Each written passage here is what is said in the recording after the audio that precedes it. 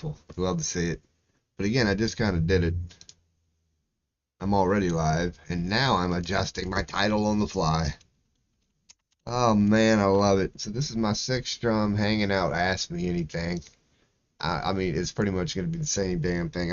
Dude, if I don't touch this title for 5 years, it would be just, it'd probably work. 6th Strum hanging out. Ask me anything. Come talk. I need content. Like, ain't nothing different. Live chat, of course. What here? I put all y'all on slow mode. To hell with you. Alright, we're good.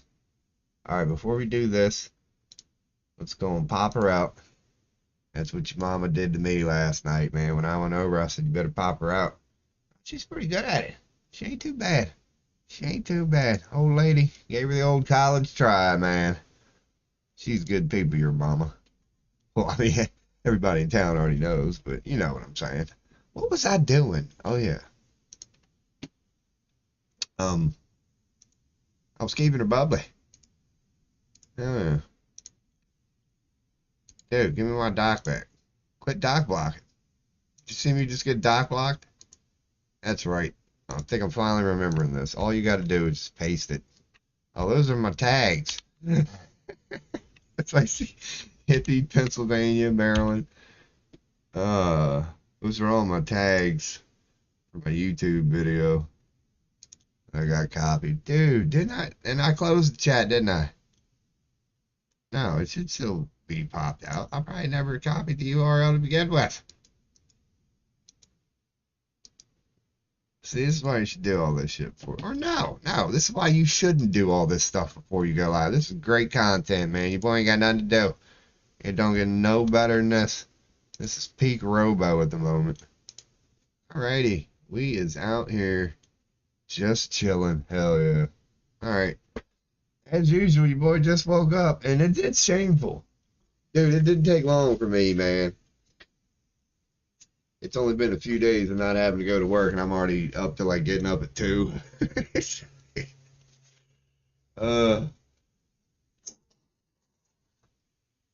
But there are some advantages to that. Hopefully my mic sounds a little better, man. I'm not redlining.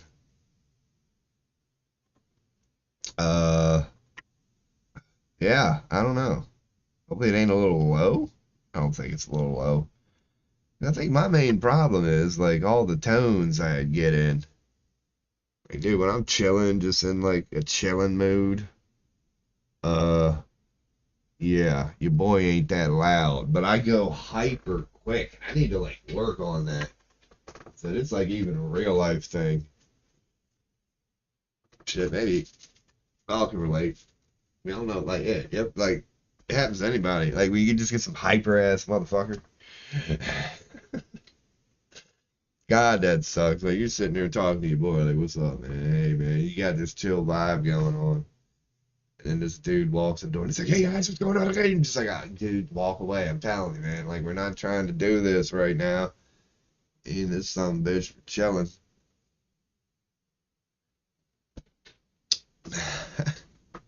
Hopefully, yeah, this is another thing I could fix, man. I heard the damn thing clanking and clacking.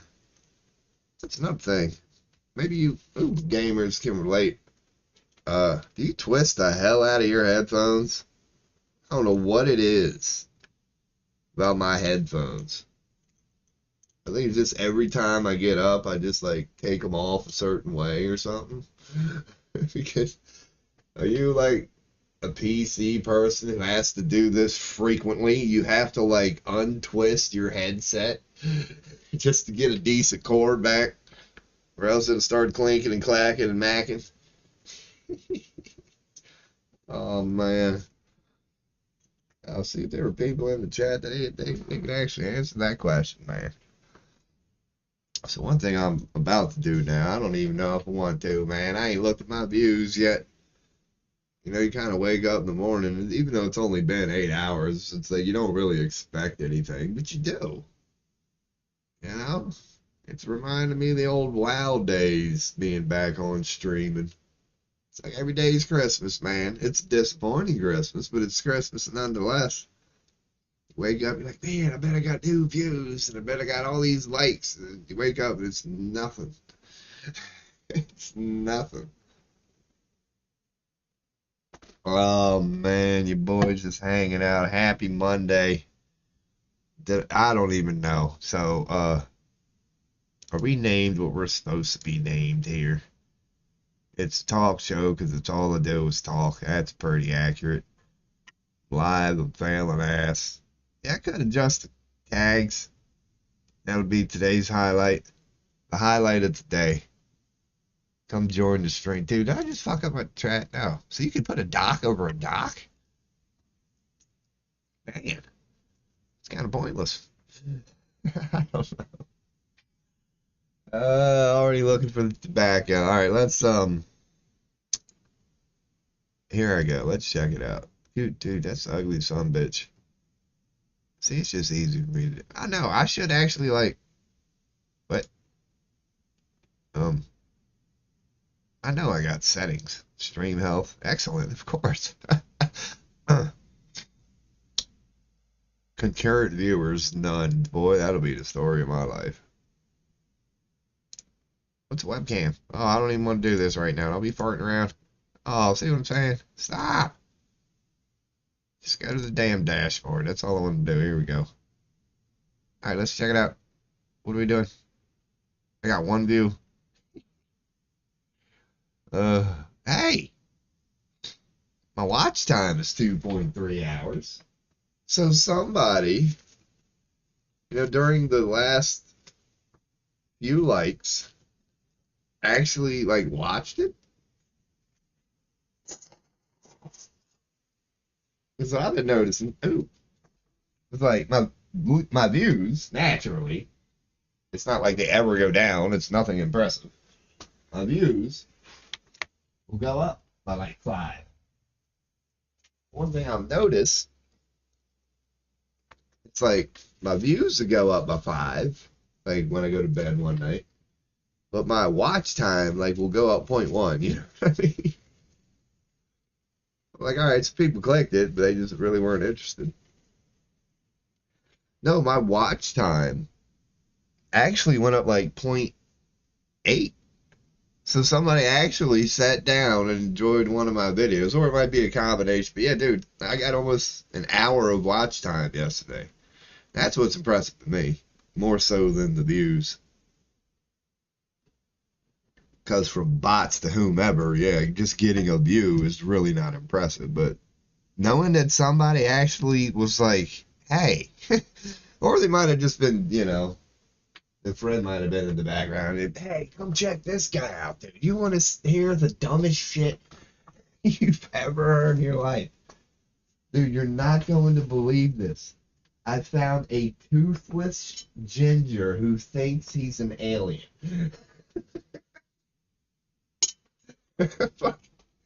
That's why I got damn near an hour of views last night. I was only on YouTube. I ain't even checked the Twitch fail yet. Oh, God. I ain't want to see. Did anything happen?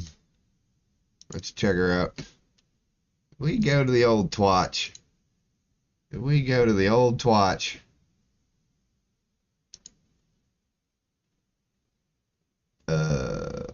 Video producer, I guess, because that would just show you all your videos. Yeah, cool. Okay.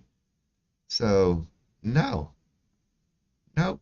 This got 1 view since I went to bed. It's got 1 view since I went to bed. I don't know, they might have been 2 too. These two, all right, so you boys making highlights now. I mean, I'm trying to figure stuff out. Now, granted, I mean, everything from the first second to the last second is a highlight, so it's hard for you boy to pick and choose. But, yeah, I don't know. During my non-streaming stuff yesterday, I made some highlights. Might have been induced by your boy, Waka Flocka, because normally it's, your boy just sitting here, ain't got a damn thing to do. And pretty much saying the same shit over and over again. It's banner like this. It's just me, just wherever I go. But yeah, when you get a couple people in chat, which it's gonna take a while, it'll happen. Yeah, at least then I can like go. And I even said that before doing this streaming thing. Just I can feel it in my life. And I could start going deep with this, and maybe I will, because I can't turn this shit off. Is that's how life works anyway. Man, maybe I should add a gain. Now that I'm not like redlining. Because I know I want to be like close to redlining. Ideally, you want to be close to redlining. Period. Always. Am I keeping her bubbly? Yes, I am. What the hell? And what I just said about redlining might not be true. What am I trying to do? I'm trying to go to my audio filters. Because there's a setting for gain, but like a filter for gain, right? But this compressor has an output gain. So I'm like, what the hell do I need a gain for? Like, why? Like, this is what I'm saying. Oh, OBS, if you're watching, what the hell is the point of having a gain? I guess if all you want is a gain, like maybe you don't want to load the whole compressor, but is that really a resource drag? It's like, OBS, you have output gain already in your compressor. So what the hell? Can I add a gain to the gain? What I need to do is invert some polarity. I know that's the problem. If I inverted some polarity, dude, I have no idea what I'm talking about. But again, that's why it's good to be a decent streamer one day. Or, yeah, big streamer with people in chat. I'd be like, hey, let's set this up. Like, I don't know.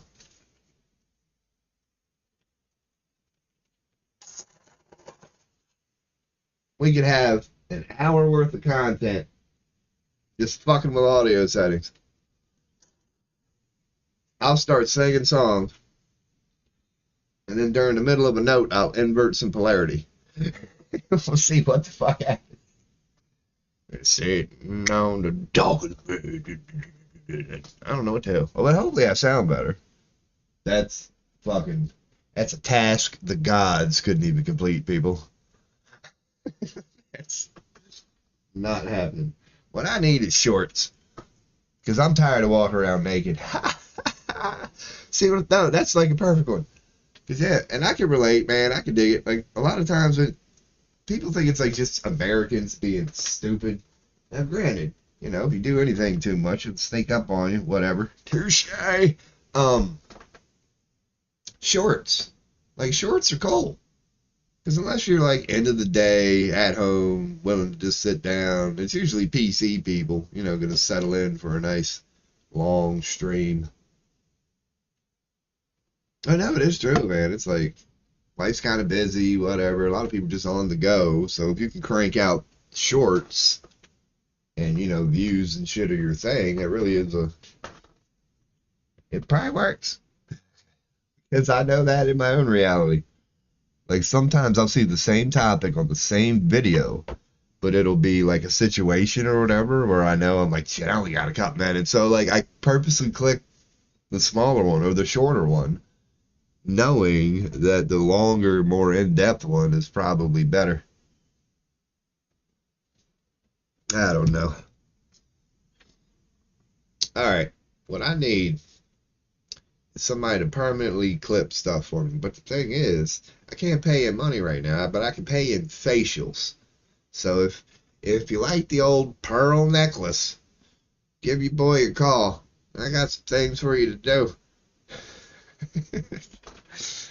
Once again, man, maybe I should get better at this.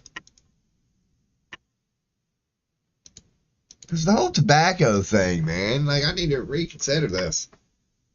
I don't mind it, but I am a pipe-hitting son of a bitch, man.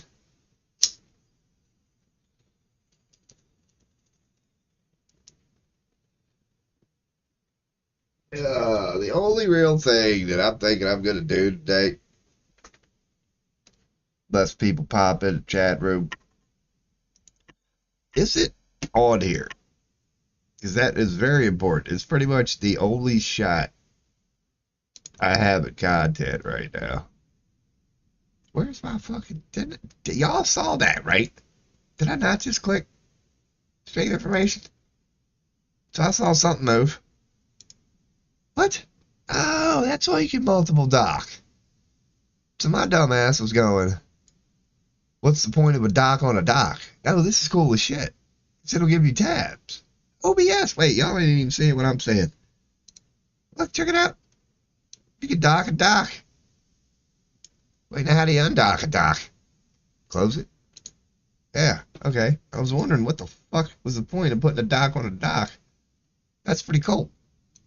Now how do I move it? So I gotta click it and then just take it out? Hell yeah, we learning, boys. So yeah, if anybody like has OBS, this is the thing. If you take like your stream information panel, for example, and you dock it over your chat, it gives you like a window now, see? So that's cool as fuck. Hell yeah. OBS coming up live. Coming in hot. So anytime I want to check that now. Alright, it's a talk show, so all I do is talk. Give me something to talk about. That'd be a good title. Just need something to talk about. I don't know. Yeah, I got tons of... That's good enough for today, man. Yeah, but that song, Let's Give Them Something to Talk About. Oh, come on now. You know that's been done a billion times, but still tighter than fuck. What the hell? So the Twitch stats? I mean, it doesn't update, though. That's the bullshit of it. Look at that. No viewers. No, we do not want to see the Twitch stats. Come to think about it. It's kind of disappointing. Why would I need Streamlabs chat? I got the actual chat. I think we're good.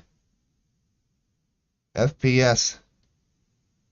Man, I saw that 51 something. What frames missed? This is the one I'm worried about. Hey, there we go. We're not dropping frames today. That's weird. The other day I was at like 1 something. I was at like 1.5% was my peak one day. But I haven't changed like a fucking thing. Unless you say like my audio settings. I thought about adjusting the bit rate a little bit. But no, as you can see from down here, fine. So we're not dropping frame. Dude, I'm gonna have to shit. You ever like fart? You can tell it's got that extra, like it's just a shit in there. You know what I mean? Like that ain't no fart. There's a difference between a fart and a packet of air that happens to be around a big ass turd. That was a packet of air that happened to be around a big ass turd. I can tell.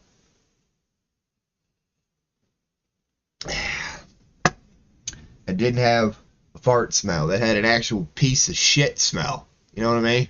Hell yeah. The boys out here with the best content on Twitch here. Out here changing lives, man. Just changing lives.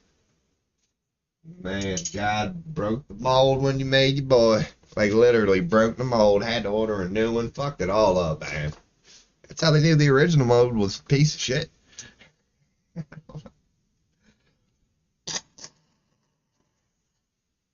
Ah.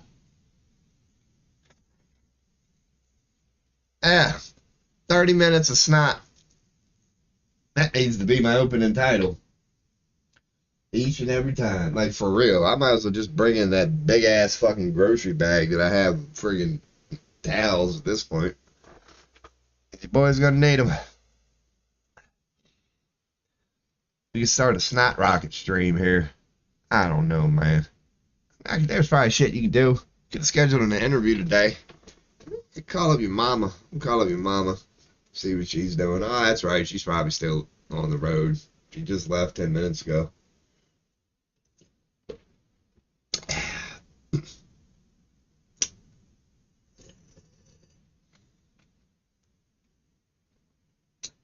Oh, man. Get the old stretchy pill in. I learned the other day, you don't want to wake up and just go directly to the coffee. You don't want to just go coffee, coffee, coffee, coffee. It's after about 4 hours when you're 44 years old, yeah. She catches up with you a little more, boys. She catches up with you a little more, boys. Fucking Twitch has broken my ass over the years, man. I totally picked that up for Twitch. And like, well, yeah, I guess, Twitch is by far mainly male. So I guess that's the answer to the question right there. But it's like, one thing that I noticed being a part of gaming culture for all these years is, let's go, boys. Going in, boys. All right, boys. Like, that has become a thing. Like, you see a lot of chat, a lot of streamers. Why did I lose that word? You see a lot of streamers, yeah, say, use the term boys a lot, like talking about chat. And I think that's cool as fuck. It's like, all right, boys. Yeah. She ain't look too good, boys. It's like, they're talking to their chat. And dude, I do that in real life, like to myself when there's nobody around. This is how much gaming has influenced me over the years. I'm not that dude anymore, that the PC gamer, but I'll still be like just in the shower, home alone, and I'll drop the soap or something. Like, oh, this ain't good, boys. You know what I mean? It's like, dude, it's just you. Nobody's fucking listening. Like, what's up with this? Here we go, boys. Shit, and I know where it came from. I do that from time to time because of all the freaking time I've spent on Twitch watching people stream, and they're talking to their stream when they do that. They're like, "We're going in, boys. All right, boys. This is what we're doing today." it's, it's funny to me. I love moxie. I really do. Human nature, moxie. I love trolling. I love it when a being just knows, like, it just has fun with whatever, especially language. Like, I love that shit. Fucking art. It's a damn shame, man. Everything should be about art. Art is far superior than intelligence. Like, you need, like, mushrooms and shit like that. Don't get me wrong, to fully know what I mean. It's some hippie shit. But I ain't the first one to say it, and I won't be the last. The importance of art. Dude, it's crazy. It's freaking crazy. If you have society without art, like, it's that important, in my opinion. That society will not make it. Like, it's a fascinating conversation. You would need a couple of deep people to really get, but you could pull some hella fucking perspectives out of that one. The importance of art. Like, I guarantee you, if you keep going down that road, by the end of it, you might have a temporary perspective of, holy shit, this is some of the most powerful crap in the entire universe. Like, that's where it takes you. So yeah, man, that would have been a deep ass rant. See what I'm saying? Your boy just needs a little nudge, man. Your boy just needs a little nudge. You can talk about a Snickers bar. Like, man, it'd probably turn to Illuminati somehow. Yeah, I'm sure Twitch ain't gonna like that one. Fuck, YouTube ain't either. But once again, man, I need to realize it's 2025. Like, we are in like a kind of a weird spot. It's like, granted, censorship or whatever, you could argue is quote unquote worse than it's ever been. But you gotta look at the other side of that too. It's like people miking up and actually saying the things that they don't want us to say, that's going up too. So you know what I mean? It's like it's a push at this point from one perspective. It's like they're trying harder and harder to censor, but that's only because people are going, look, like they're pushing the bars of what they're talking about. Like, conversation is just going from banter and who won the game and the typical banter you would expect in a country who's doing very well. The typical banter between all of us, naturally, because the stench in the room is so fucking big at this point and undeniable. Like, I don't give a damn who you are. It's like if you hit record and talk about anything, you inevitably start veering towards all these things they don't want anybody to say. That's not 100% true, but hopefully you know what I'm saying.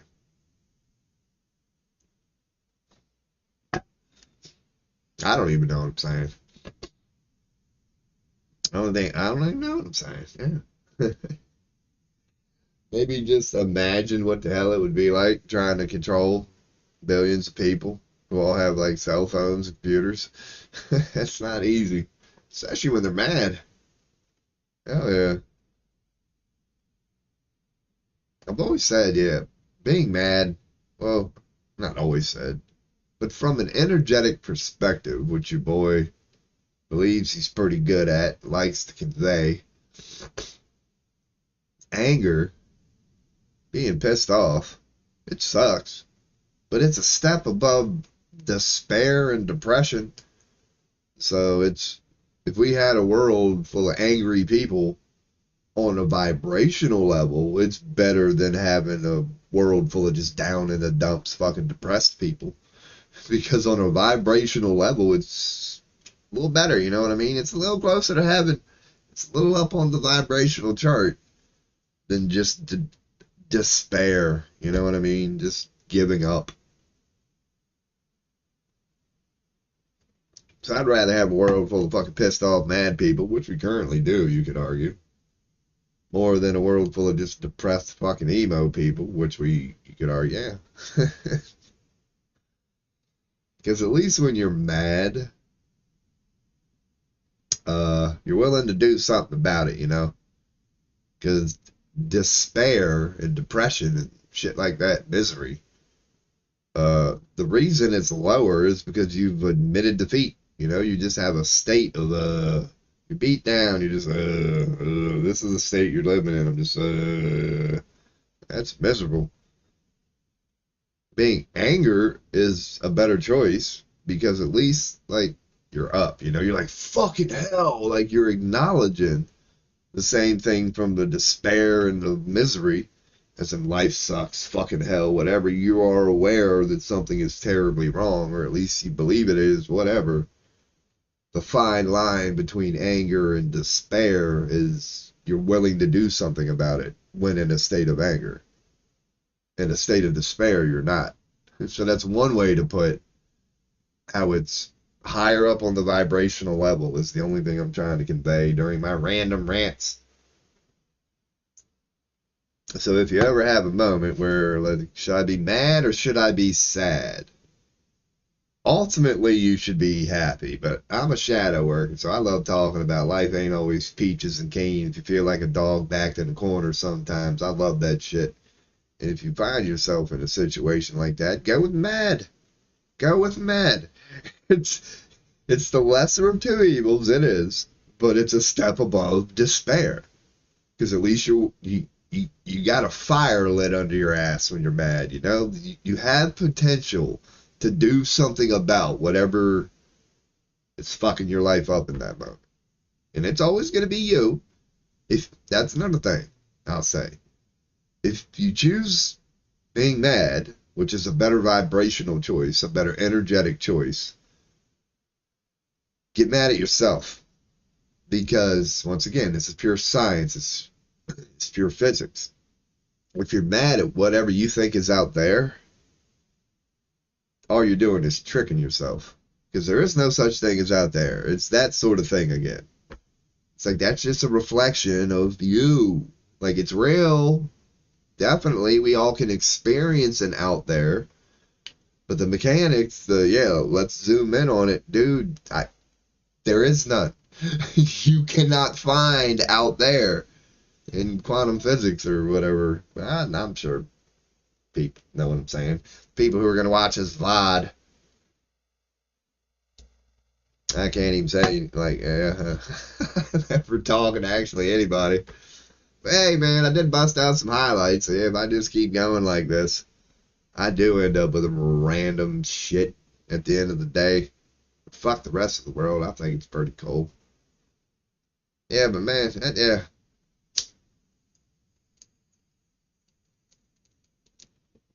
One thing I've noticed, maybe be a little advice for small streamers, like even this might turn into a clip. One way I've finding peace with where I'm at now. Not that I'm pissed off about it, but I'm aware of it. I'm a new streamer. There's going to be no results for like a while, whatever. And I don't even know where the fuck I'm going with this. I can tell already. I can tell already. Picked her up. She seemed good. It wasn't nothing important. I'm just trying to fucking yada yada yada yada yada yada hee. I did try a little bit of singing again last night. I have yet to rewatch that. I love rewatching my content. I do. I guess I'm just an egotistical, vain, arrogant son of a bitch. 'Cause I love me some me. But oh, see what the fuck was I saying, man? Let's just keep dropping them. Why dude, this, don't you hate cell phones? I will say this. Fucking corporations, you're so fucking hell bent on infiltrating a motherfucker. You know what I mean? I know y'all know what I mean. This is what I'm saying is, like when they want you to use Google Assistant, for example, dude, you're gonna just every time you pick up your phone, you gotta hit no, no, no, no. Like, you know what I mean? Like the cloud backup thing. They really want me to use cloud backup for some reason. Like they'll probably ask me now. No, they didn't that time. It's like every damn time. But it's up here. Maybe you can't see it. You're not because it went away. Where it says Google Photos. Yeah, when I first opened this, there was a pop-up that said backup is off. It's that sort of thing. Like, what gives corporations the right, honestly, to create a world like that? It's like, granted, you want a sale, you want to veer us down a certain path. That's cool. But why is it like the only fucking thing that matters to you at this point? You know what I mean? Like they're so hell bent on we want you to, you will, like they're so fucking sick. And this is the job of a government, honestly. Like think about it. What other need of a government do we have than this? They're supposed to be regulating these corporations. Like if we lived in the society we think we live in, yeah, our government right now, like you wouldn't have all these ads and advertisements. Honestly, like honestly, it sounds kind of petty, but I don't mind talking about it because honestly, that's what government is supposed to do. Why we think it's like this big entity that's supposed to raise your children and make every fucking decision for you is beyond me. The only job of government is to tackle shit like I'm talking about now. To be like, what's pissing off our citizens? Okay, we got all these corporations that are sitting upon trillions that keep pecking away. That's literally the job of government. To create laws to stop them from doing that. To make it illegal for them to fuck with their own fucking citizens. Because that, when you introduce money, yeah, like you introduce evil, really. Because now you have created a platform, you've given them a reason. You actually reward them for viewing, from switching from a person to a customer. Like that's a good thing in the name of business. To eliminate the person and replace them with a customer. But it's like, dude, you have to like, that's such a slippery slope, and that's where government is supposed to come into play. Because if you just let businesses across the nation start losing the human and only seeing customers and you don't intervene as a government, guess what you wake up to? Fascism. Like, where the corporation is more important than the fucking human. So, yeah, that's just a random birth of like what happens when how does fascism? Well, it's the definition of fascism, so it's just a different way of saying what people already know. And fascism is simply the marriage between corporations and state. I don't even want to say state because it's not. It's corporations and federal government. It's corporations and whoever is at the top. That's what you could say. Because at first they start off buying the local mayor of a local town so they can get that one permit, you know, turning a blind eye to. But the more that corporation grows, it's the same game, but the more that game grows. So it's not even the marriage between corporation and state. It's the marriage between corporations and power. Because it's whoever has the power in the moment is whoever they need to buy off. You don't need to worry about your local fucking one building guy and you throw him a couple dollars first. The next thing you know, you want to expand in the county over, so you start going up to the state representatives and you got to buy them off to get that permit. That's the birth of fascism right there. And it ends off where, yeah, global, really. That's why, yeah, the end game is globalists at the moment, because the next end game, and they're already hinting at it, it's like his other planets. Like, you want to talk about fucking greed, dude. It's like, but you can tell that the rumblings are already there.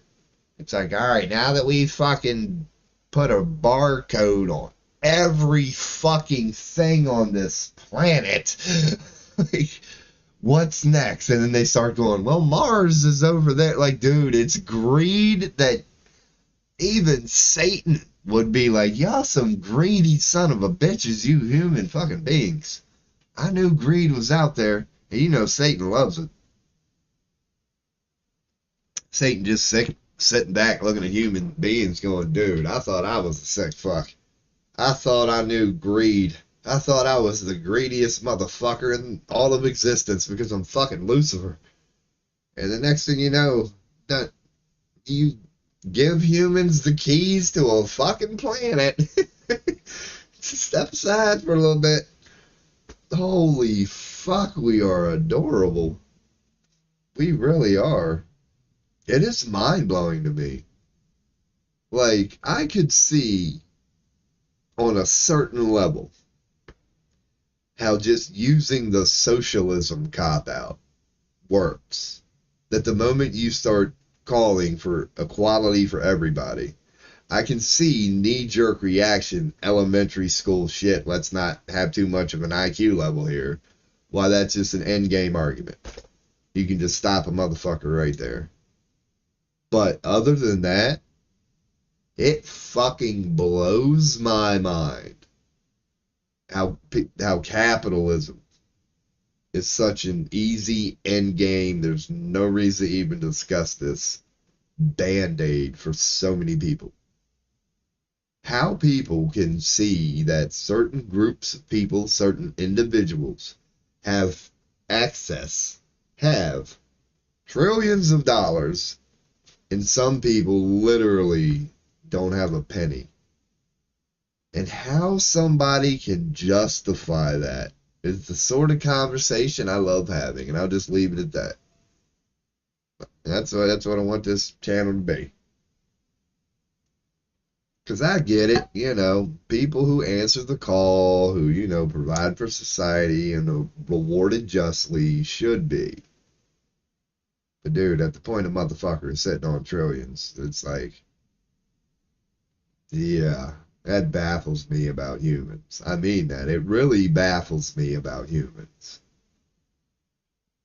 I don't want to hate the player, hate the game, because I'm not implying that the only reason that, so many people have so much money right now is because every human on the planet is just a demon and they know it. Like, I'm not saying that, because I am aware that most people are like me. They see it. They want this shit to go away. And it's like, what do you do? Yeah. Like, what do you do when you see what many people do not see? And it is a hell of a reality, too, man. Earth is a hell of a reality. It's one of the few places where you can get an experience like this. What it's like to be born into a world gone mad. Most worlds don't go mad, and when they do, they don't last very long. So the fact that we can actually experience a world gone mad that's on the brink of self-destruction, but I don't think, we're definitely not going to do it. There are people who wanted to do it, but on the current timeline and what's going on some very deep levels, they missed their shot, you could say. On this current timeline, their chance for apocalypse has passed. They fucked it up. They came close. They almost pulled it off. And there are realities where the Illuminati have quote-unquote won. One of the ones, now this is going very deep, and none of this is truth, and I mean this. This is not truth. This is just a being saying something in the moment. To me, it's true. One reality that the quote-unquote Illuminati, one timeline that the Illuminati quote-unquote won on, It's a thing called digital Satan. There is a reality where the Illuminati won using digital Satan. That one's fascinating to me. It's a deep metaphorical description of to each their own. This is just passing energy in the wind. I'm not saying it is truth. The digital Satan. You can get whiffs of it on this timeline. I'd recommend that. That was always fascinating to me. It's like, fucking shit. They wanted to create a digital Satan because they know that the job of God is already filled and it ain't going to quit. You know what I mean? It's not looking to give that position up. Like, and they hate that. So they looked for a plan B. It's like, yeah, that's just a random out of nowhere thing that I probably won't mention a whole lot on this channel.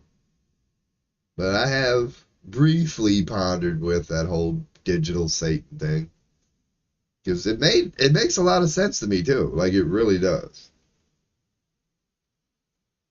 Because naturally, you can't make Satan or whatever in anything that contains love.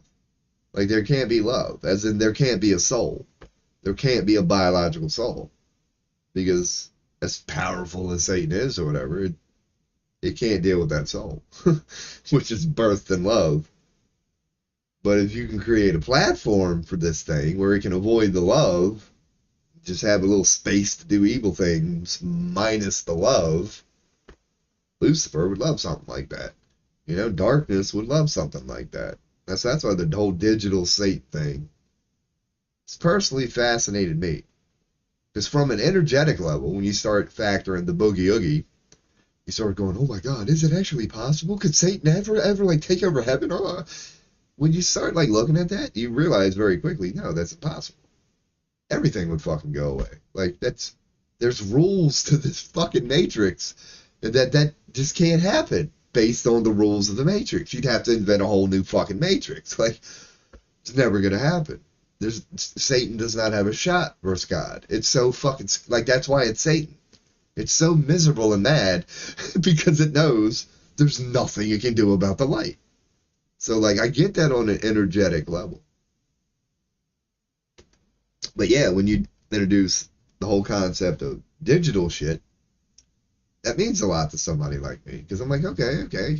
Still, it doesn't change the fact that everything is love and is born in love. But you start opening the door.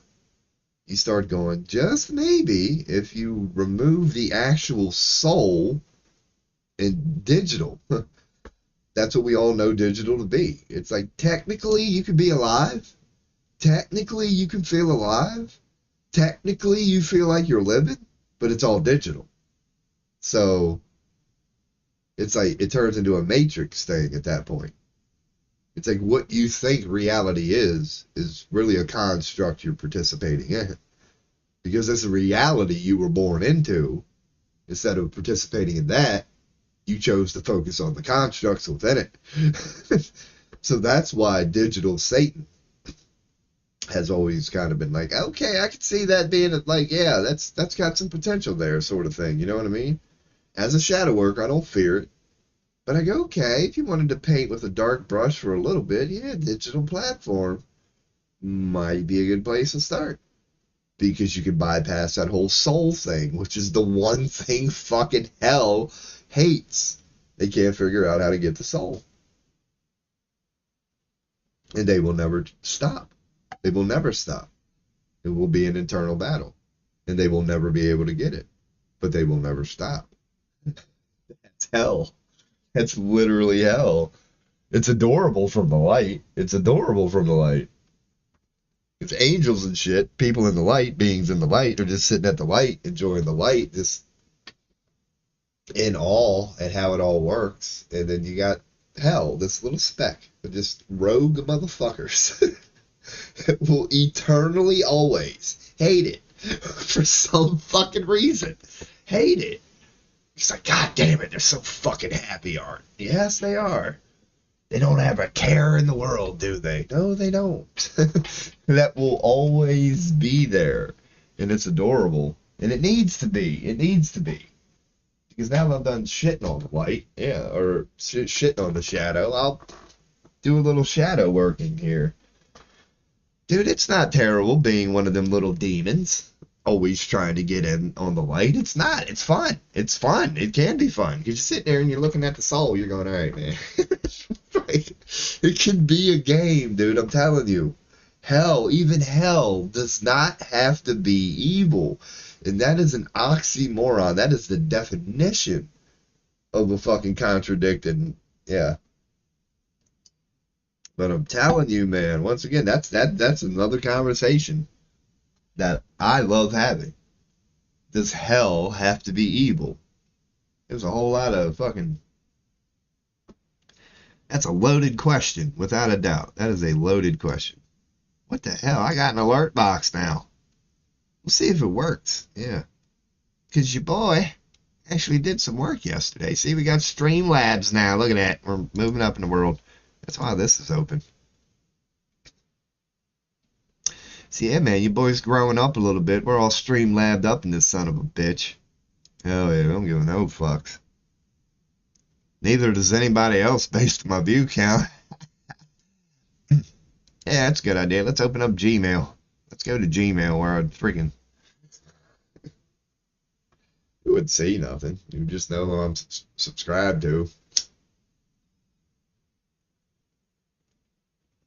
It's tobacco, people. It's tobacco. Welcome to your boy Robology13. There's no reason just to be sitting here holding it. That's a little stupid.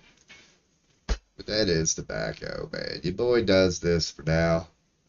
My job's due to call me. Because, yeah, your boy needed a little bit of a break. So I'm taking a little bit of a pay cut. Yeah, man. 9 to 5, 40 hours a week, man. It's difficult. I have my moments. Here's what I'll say about that. This is one of my favorite topics, man. Like, just being a blue-collared worker myself, I love talking about it.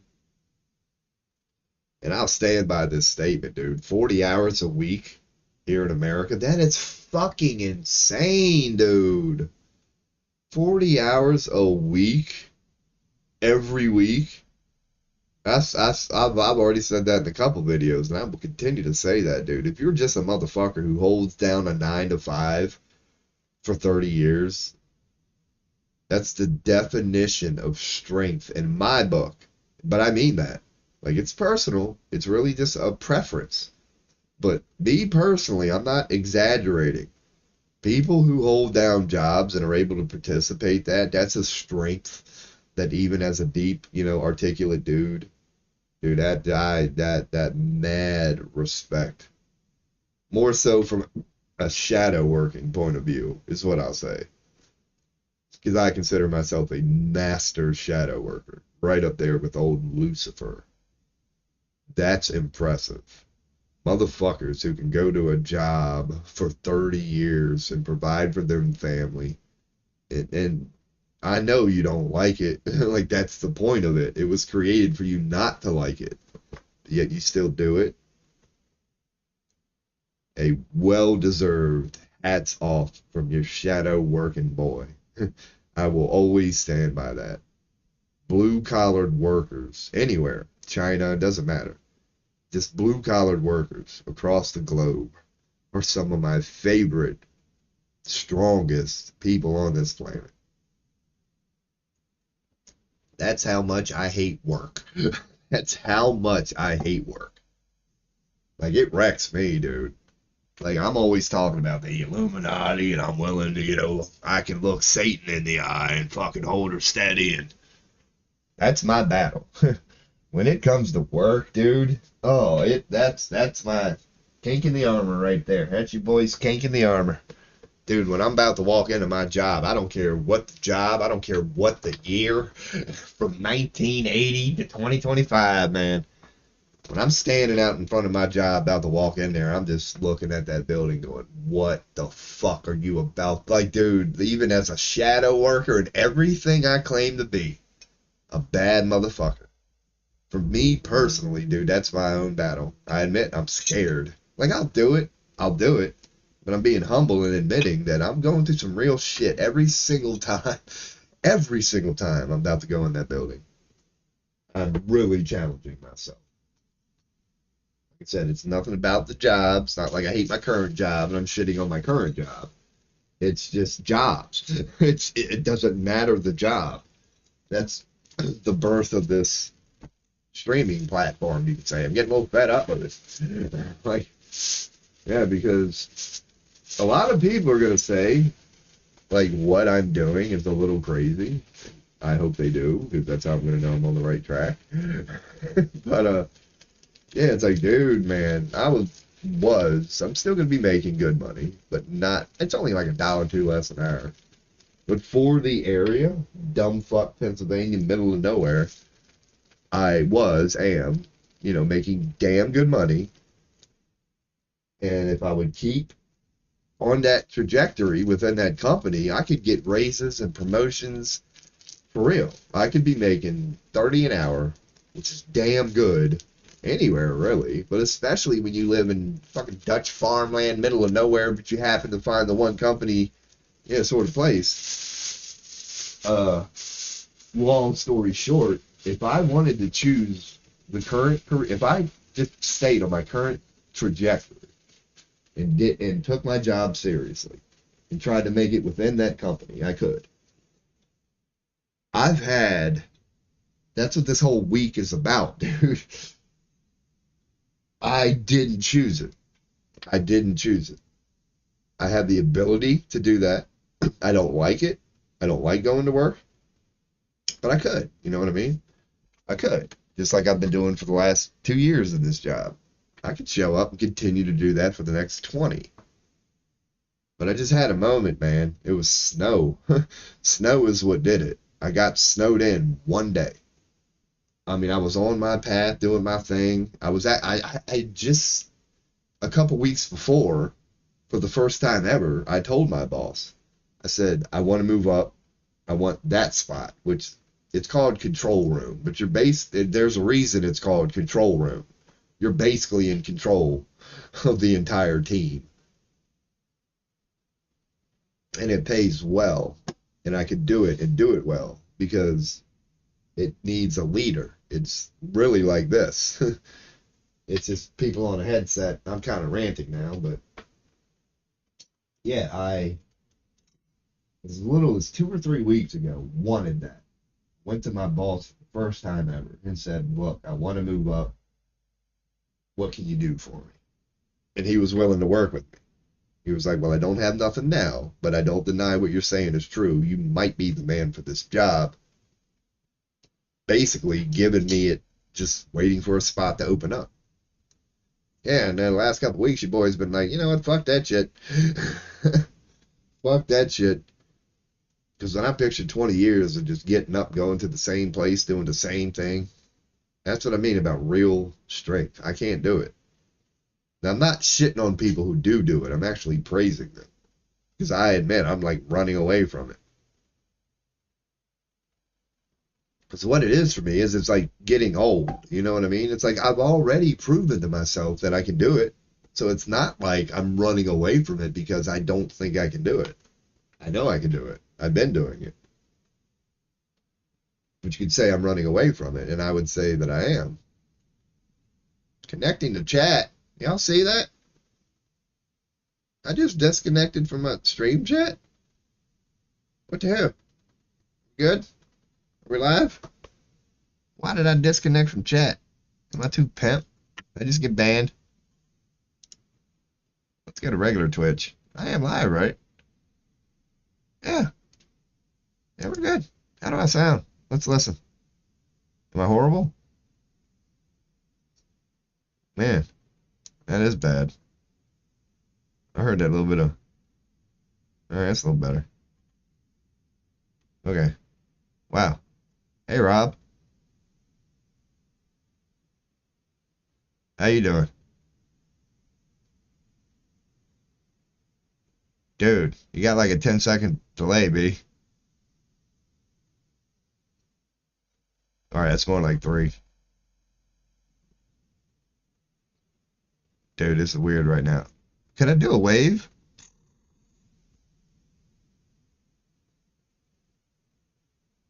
No. Why did only the first one do it? Dude, there's like a delay, see? Uh, that's funny as shit. This is the greatest stream ever. Oh yeah. We out here. It's sauce. Uh, so Rob, can you shut up? Dude, seriously. What'd you say? Fuck you.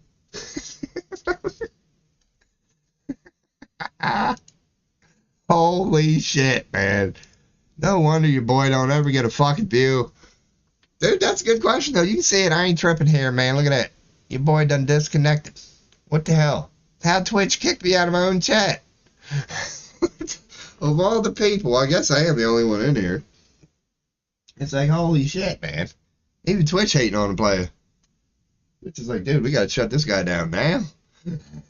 We can't let this one get out. Fuck. Man. Hell yeah. The sad part is, and I probably mean that, that's right, the highlight of this stream. There it is. It already happened. We already peaked. We already peaked. Shut her down. Shut her down, man. I could do a Tim Dillon style show. I love Tim Dillon. Tim Dillon's the fucking man. Jesus Christ. I see a lot of myself in Tim Dillon. Damn it, and that's my story, and I'm sticking to it. He comes across as just like a comedian, whatever, just always farting around, but yet he can't stop steady talking about deep topics. And when he talks about them, he actually fucking kills it, dude. Tim Dillon is a low-key fucking genius. Some people see it. I don't expect people to believe it. This is opinion. Beauty is in the eye of the beholder. But from what I see from Tim Dillon, this fucker is a genius. He's hilarious, too.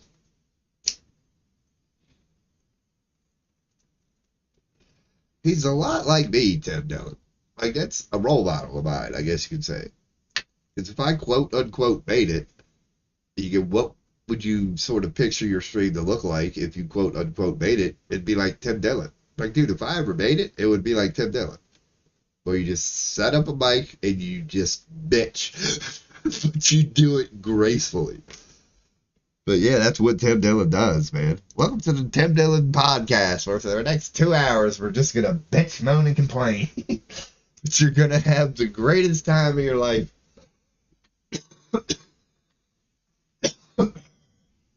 Yeah. Man, that's attractive. Let's go to the old Espen. What's going on in the old Espen? See, this is what it's like to have no life, people. Just come along to my Facebook. When I log on Facebook today and check my this is like it is. I ain't got no notifications, man.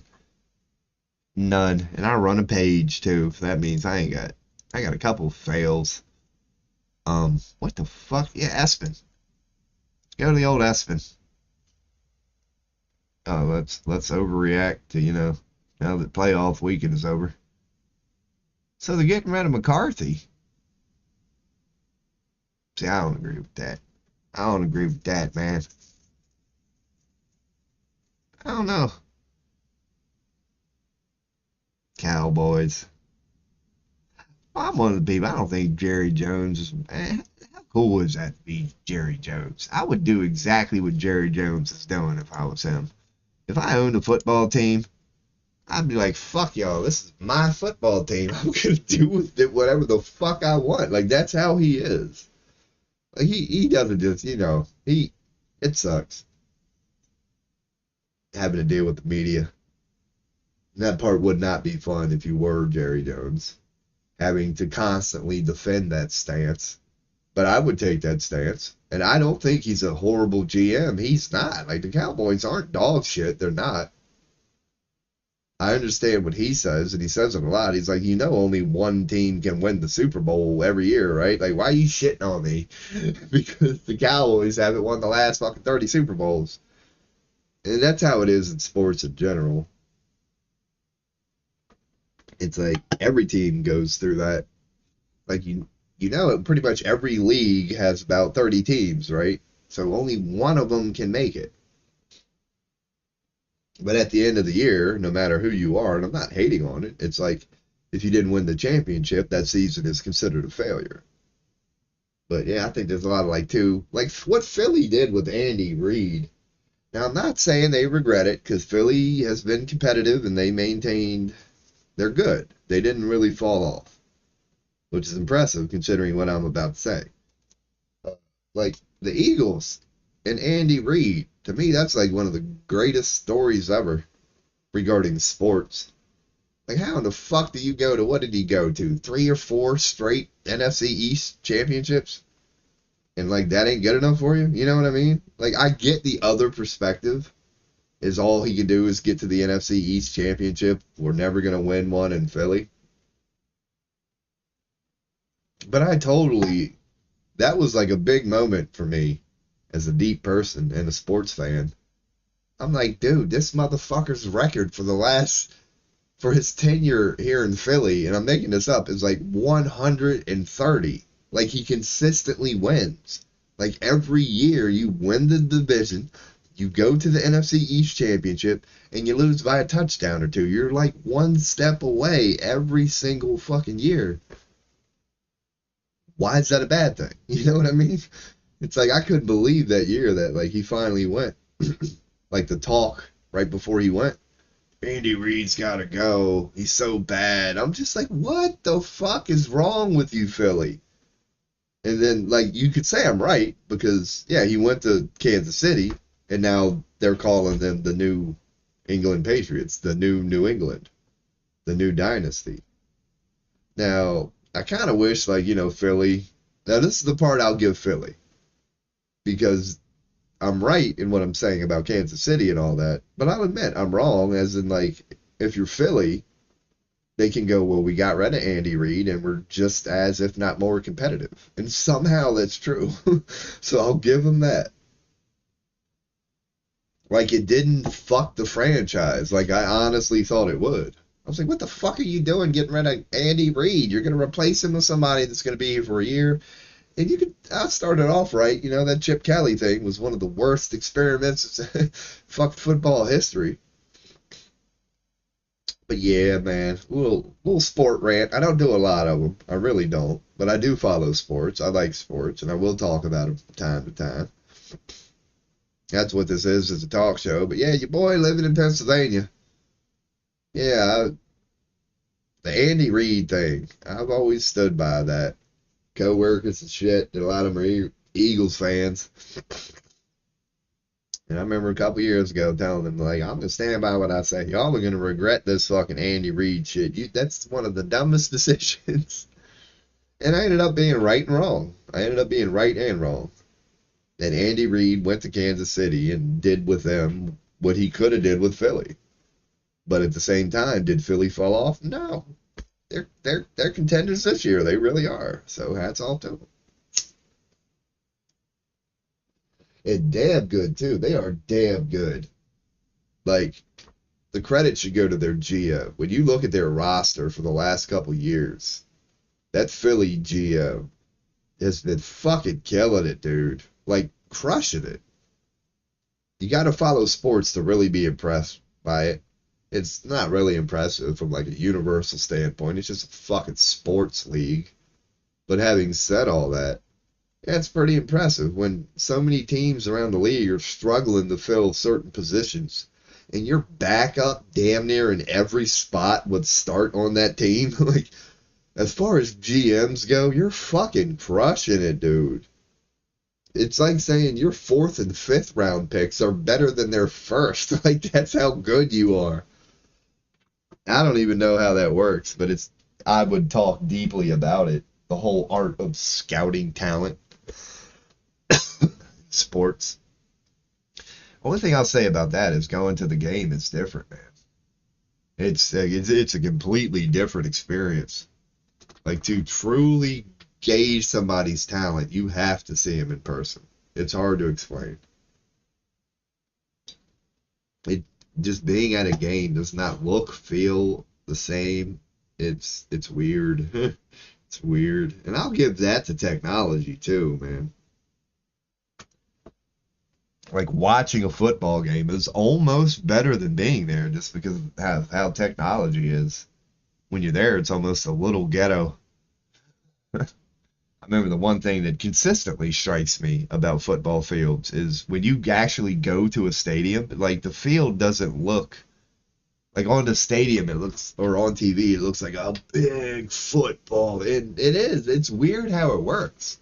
Because 100 yards is 100 yards. Like this field is what it is. You know that's true. It's a total perspective thing. But when you're actually in the stadium, sitting on the seats, and you're looking down at the field, it seems like 50 yards. It's weird.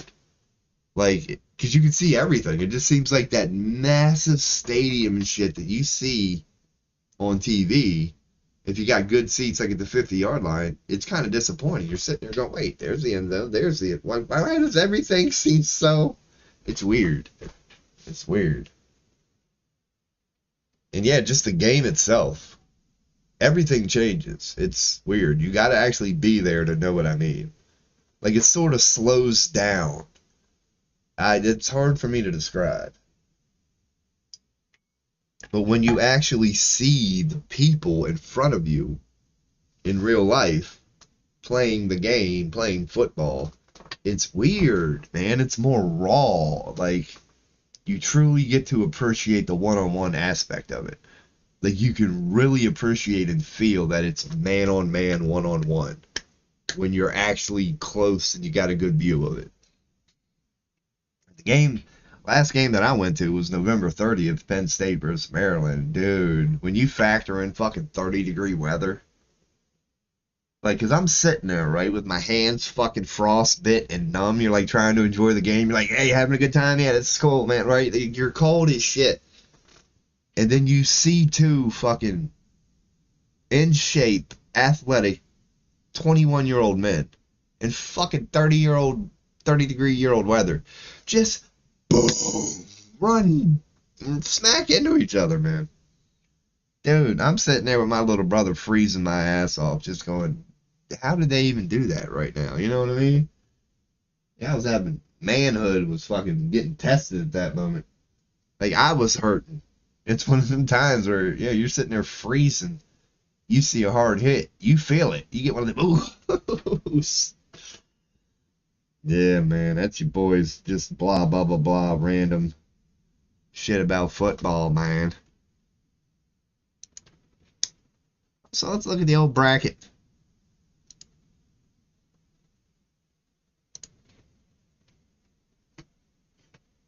So the Commanders are playing Detroit. They're going to get stomped.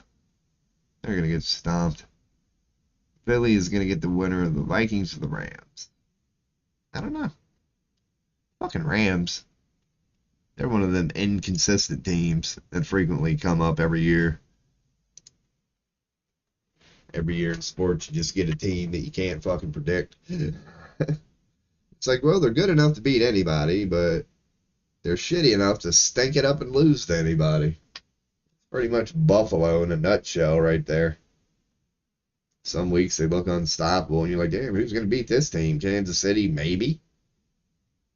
It's 7 days later, that same fucking team takes the field. Can't do anything right. It's like, what the hell, man? Oh, man, it's a good time to be a Ravens fan, though. It's a good time to be a Ravens fan. Man, ain't a good time to be an AEW fan, though. Jesus Christ. Tony Khan's a weird son of a bitch. I like him. I'm not hating on him. I really think he's a good guy. Can't deny that something a little off of that dude. That might be why I like him. Yeah, just imagine just being born into a fuck ton of money. He got so much damn money, not that he kind of admitted it, but not that he not that he created AEW just as a joke, But he admitted, like, he was just a fan.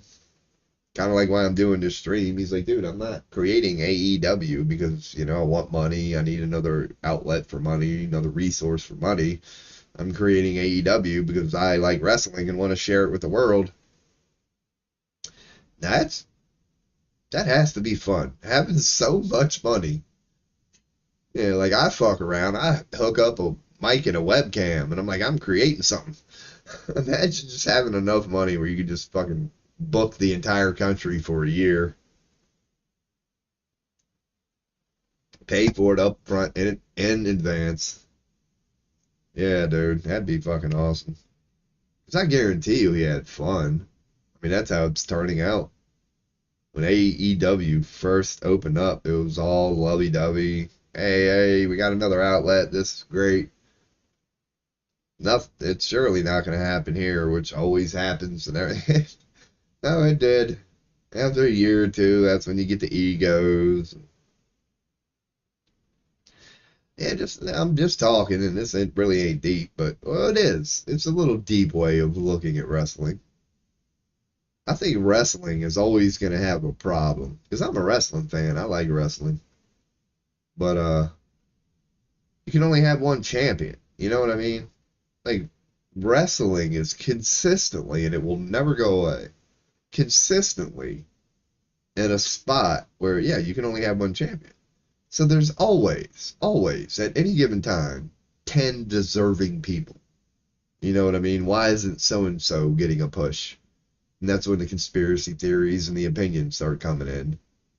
But yeah, that don't ever go away. Like, and it sucks. I don't think it's being done well. I don't know, man. I don't feel like going into a wrestling rant, but I could. I like viewing it deep. I can't help but view everything deep. Man, I guess I should start thinking of something to do, though. You know what I mean? I'm cool with this, just hitting record, sitting here, and going. But it would help if I actually had something to do, man. That's on me. You know, that's what most streamers do. When you got a production, you know, you treat it as such. Hey, it's almost 4:20. Hell yeah. If that ain't content, I don't know what is. I know what I'm doing in 8 minutes. Fuck yeah. And it's for the first time all day, kiddies, okay? Not just steady over here looking for a crutch, alright? I'm just trying to celebrate. Yeah, so let's go and do that. Alright, we're throwing up the BRB, man. Because we are going to BRB, because it's getting near 4:20 time, so you boys got a little preparation to do. This is tobacco, so don't get it twisted. Alright, yeah, your boy is going to take a peek. He's going to make sure he's got his coffee and everything. Come back in, set him down, and figure out something to do here. Try to create some content. Probably won't be able to, but we'll say, alright, there we go. I don't even know, again, why I, feel like I got, you can hear me. You know what I mean? Like, my headphones are sitting on my desk right now. I'm getting up out of my chair. Walking out the door. Hell yeah. Coughing.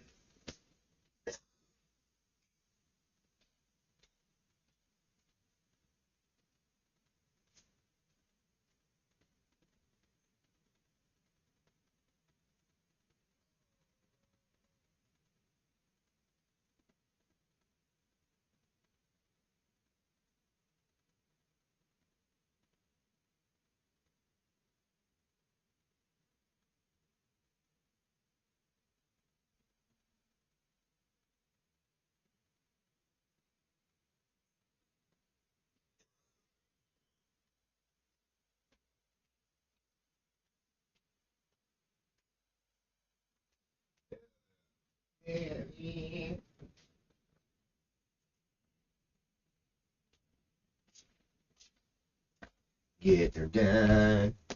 Getting her done. Getting her did. Getting her done. Getting her did. Getting her done. Alrighty. Are we good? Let's see. We got the phone. We got the sugar. We got the water. We got the dildo. Alright, we're good. We're good. Everything's fine.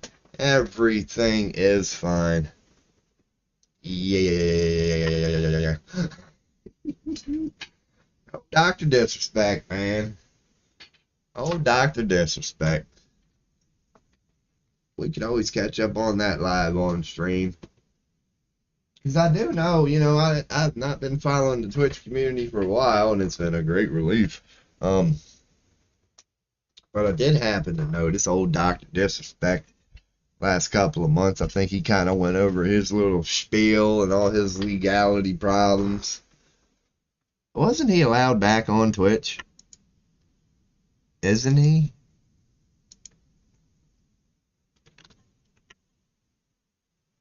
Is Dr. Disrespect back? They'll know what we mean. After his return to... I don't care about the drama. Is he on Twitch? Well, I guess you can just look on Twitch. Did they let the doc back? Man, shut up. Who is that guy? Dr. Disrespect? Nope. Nope. So he's not back. I don't know what happened with all that. I'm just now, like, is officially back. On YouTube? Or what? Oh, no, okay. Where is Doc? Like, I know Dr. Disrespect. Here we go. Yeah, I've subscribed to the Doc. I should. I was at one point. Damn.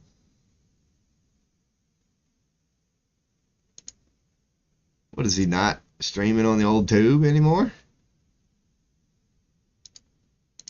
Does he say anything on X? What's Doc up to? Is he just laying low? Oh, he's going live in 30 minutes. On Rumble and YouTube.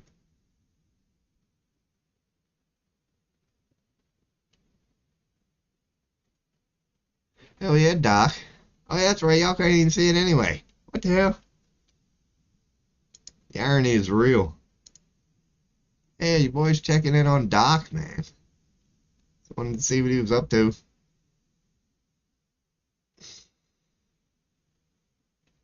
So he's streaming on Rumble, huh? Ain't no way he's getting any views. 3.42? Pretty impressive, Doc. Well, then again, we're talking about Doc here. What am I doing doubting the Doc here? This motherfucker, he is a trendsetter.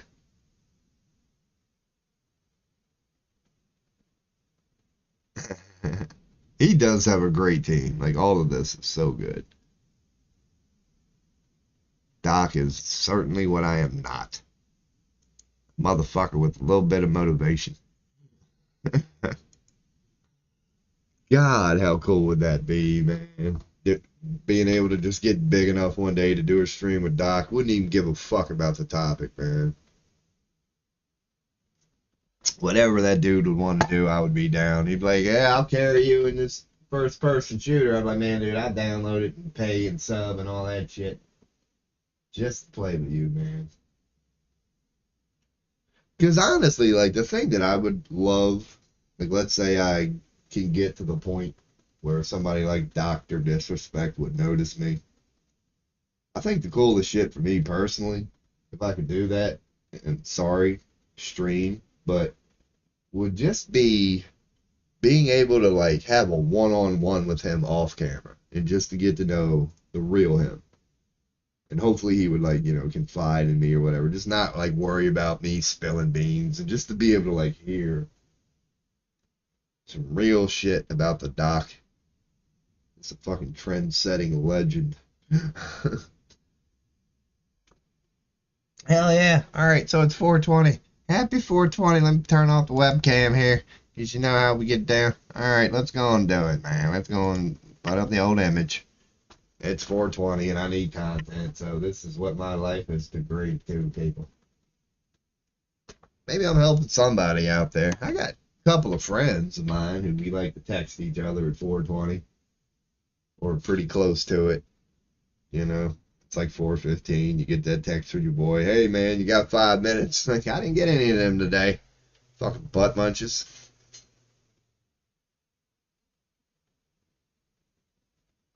Oh, man. Hell yeah.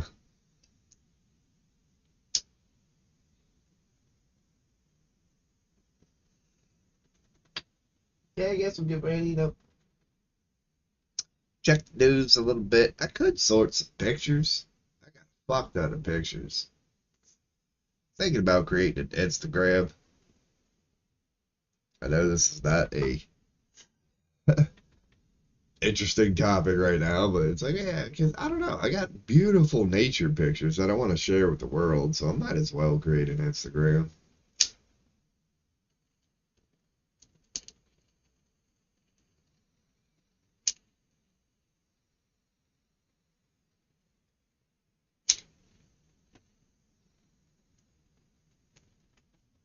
Hell yeah. Alrighty. So is there anything fucking productive I can do? Anything I can do to like grow the stream? Can we actually get in a little bit of work? Probably not. Check my email real quick while y'all can't see nothing. Alright, we're good. Just a security alert from Google.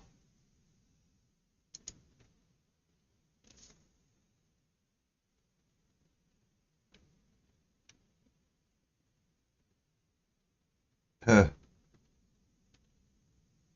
Hell yeah. Yeah.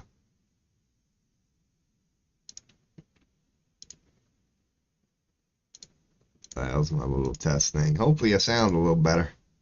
Hopefully I sound a little better. Let's go to the old news. What did I look up last night? With Morgan? I was looking up promos, people. Promos. She is hot. Not that I'm against, like, looking up Liv Morgan, just sexy ass. That's one thing, man. God bless the WWE for giving up on that, uh, PG shit.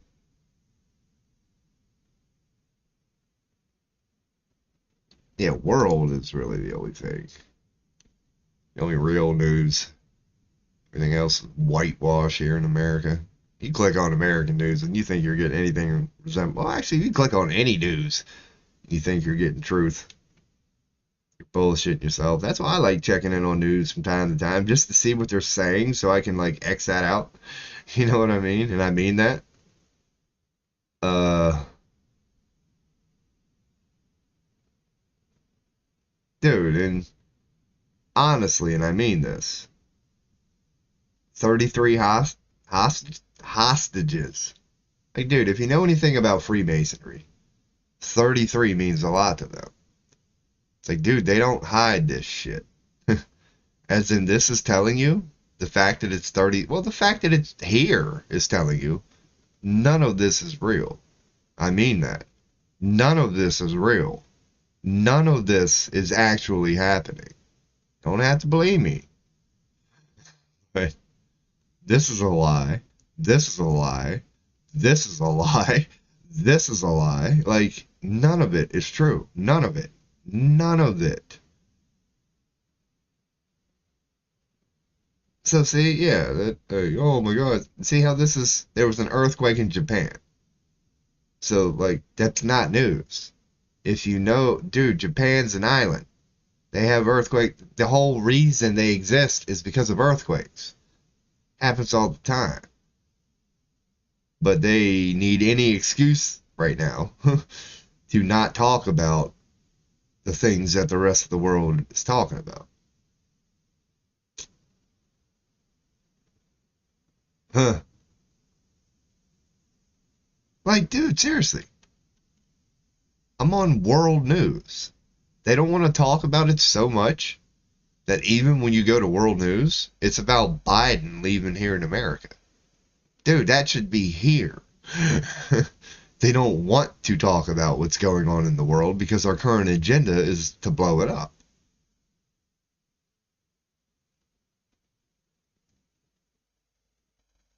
See, that's a whitewash. Give rare glimpse into North Korea's military. Now, North Korea is on the Russian side, as they should be. Nobody should be on our side, and nobody is except for the Zionists. But that's going to be a lie if you read that. Like, I guarantee you, let's read it. It's not going to be putting North Korea in a positive light. Why? Because they're the enemy. It's like, if you go here looking for truth, you're not going to get it. You're going to get the side they want you to. Ukraine's president released a video too showed being interrogated. Oh, I'm sure that's true. Like, why would the Ukraine's president, like, the whole point of interrogating somebody is to get very good, let's keep it hush hush information. So logically, let's record it and put it on social media. That's something somebody would do who's at war. It's like, come on, fucking people. See? Oh, one young soldier. We're not even going to get a name, give you a name, but trust us. There was a soldier from North Korea. He was sitting from, I see what I'm saying? I told you that. Before I even clicked on this, I said it was just going to be smearing North Korea, and they're doing that now. They're making all of this up. They're trying to convince, because let's say you're an American and you believe this. Well, then you're now sold. You know what I mean? If you believe this one article, you're like, oh, that's how North Korea is? Okay. It's like, look, you simple-minded fuck. That's all it takes is somebody that Cho Sang Hun just yeah, I'm sure his opinion isn't biased. That's not Chinese at all. Like, Jesus Christ, man. But seriously, it's like, if you want to learn how psychological warfare works, and I mean this, like, this is deep, but I swear to God, I mean, like, this. Hopefully I can put it the right way. Like, as an American, you probably know that something is wrong, right? Like, you know something's wrong. Like, if you know there's a deep state, and you know the media is bought out, then you know, literally, like, if you want to see what the Illuminati churns out, just go check out news. Is that not a logical, thing? Ask yourself, do you think there's a deep state? The answer to that might be yes. Whether you're a Trump fan or just a conspiracy theorist, they're both saying the same thing. There's a deep state. So you might say yes to that. And then you might be one of those people who know that media is controlled by this same deep state, this same shadow government, this same mafia. So if you personally believe those two things, wouldn't checking out news be a platter of what they're trying to do? You know what I mean? If you know that people are trying, because what would be the implications behind having a deep state in a purchased media? You would expect to be propaganda. You would expect propaganda. You would expect everything to be a whitewash, everything to be a lie. So basically, you would expect things to be really bad, and you would be given excuses, whitewashes, reasons why they're not. So this is why you can have fun with it. If you're somebody like me, like you, this is fascinating. Because what you're witnessing, what this simple webpage right here is, it's the yield of a very sophisticated, I have to give it its credit, psychological machine. A well thought out, more than human fucking game. But it's impressive. It's so impressive. It's like, controlling the world is surprisingly easy, honestly. The pen is mightier than the sword. You just have to control information. Because just think about that. Like, what is all of this? All of this on this screen right now is just information. And whether you access it from your cell phone or your PC, you're still just an American on American soil and you can only see as far as your eye can see, just accepting a bunch of shit that you had no fucking idea if it's really going on or not. Like, so what's the main driving force behind that? It's, yeah, like, it kind of goes hand in hand with that quote. That's the bigger the lie, the easier it is to believe. That's true because it really is true. Even as conspiracy theorists, when you start to talk about it, it's hard when you hear it, it's a little different. That just how easy it is to control information, to tell a story. Like, it's so fucking easy. And the reason it's easy to get away with is because of, yeah, where I was almost losing it. Even if in your heart of heart you know you're being lied to, you have to factor in being in like a planet. And you have to understand that many people will believe this. And that's part of what makes it, yeah, the bigger the lie, the easier it is to get away with. Because when it's a lie so fucking big, you're telling it to literally billions of people. Just that within itself, it's a default built-in thing within it. They're easier to get away with because you start assuming it. You know, like we all assume when we go to a news site right now that other people are keeping up with this too.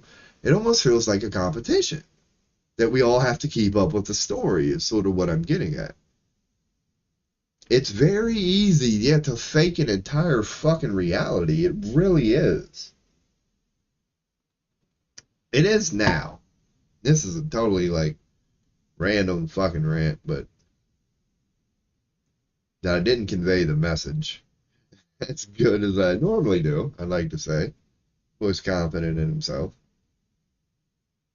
But yeah, the only thing I'm trying to say is like, even when you know in your heart that it's a lie, if it's a big one, as in a household one, it makes it easier to believe, even though you know it's a lie. That's what I'm trying to explain, but it's hard to. It has to do with collective energies. It's like as an individual, you get a hint of the fact that the collective is wrong. But when the collective agrees with it, like, yeah, what are you going to do? How are you going to change that? Like, it almost makes you want to sort of believe it. And, like, it really does. Like, you start going, something's telling me this ain't true, but, dude, all of my coworkers today were talking about this. Like, my own mother was talking about this. Like, eventually you see so many people talking about it, even though that vibration within you is telling you, I'm telling you, you start to believe it. That's what the bigger the lie, the easier it is to believe, sort of means. A random deep thing I'm trying to pluck for right now, just explain in a certain way. That's all your boy offers, man. Just blah, blah, blah, blah. Blah, blah, blah, blah, blah, blah. So there really is, like, no news. Pretty much. It's just business as usual right now. Millions take holy dip. You know they hate that. That's why it's on Yahoo.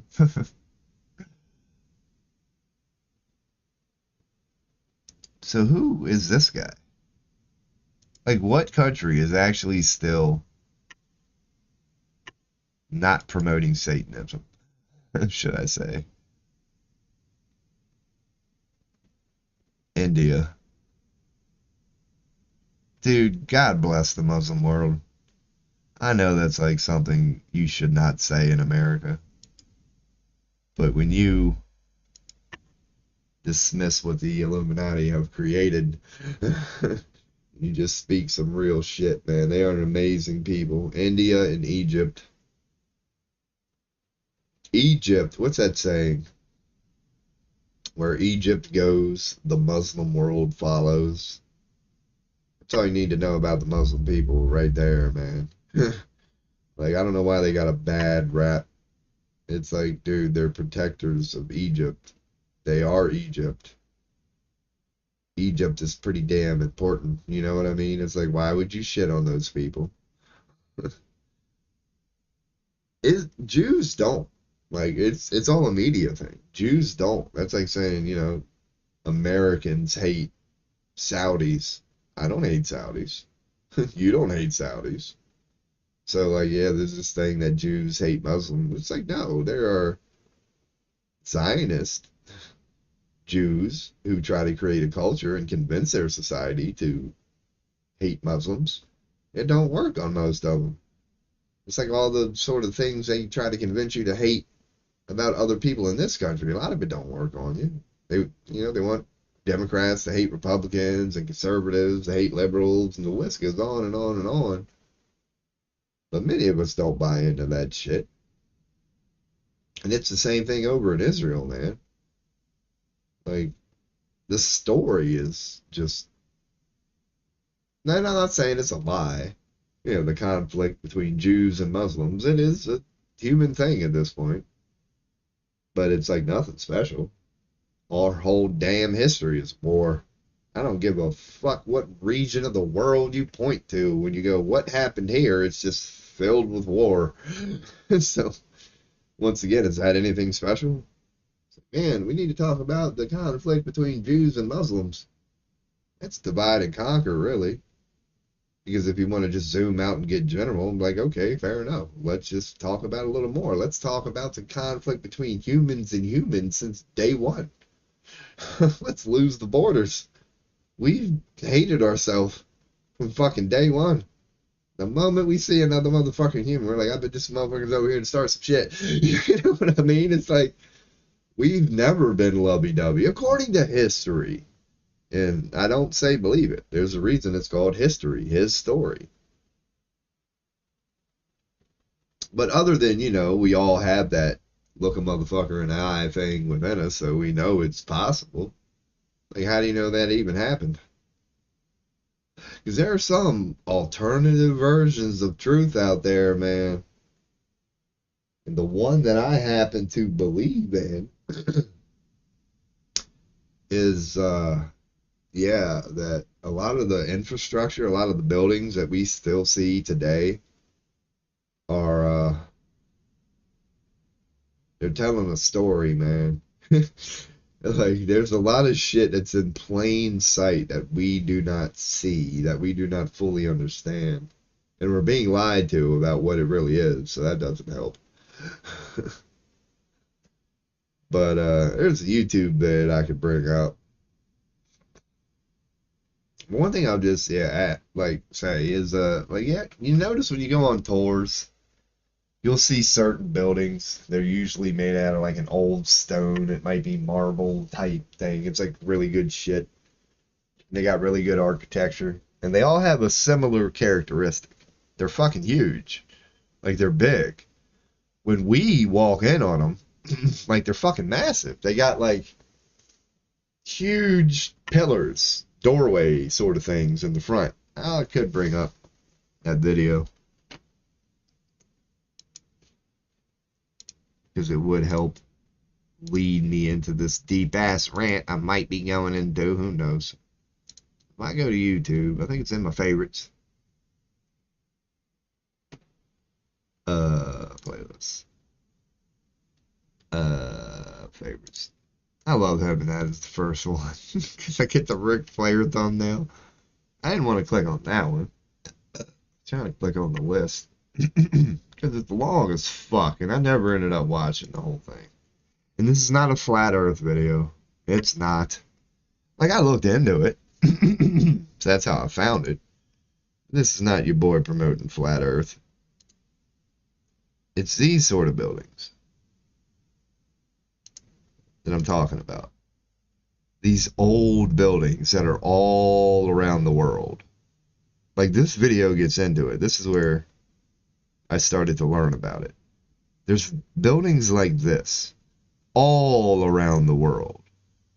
And when you look at it, even if you don't say nothing.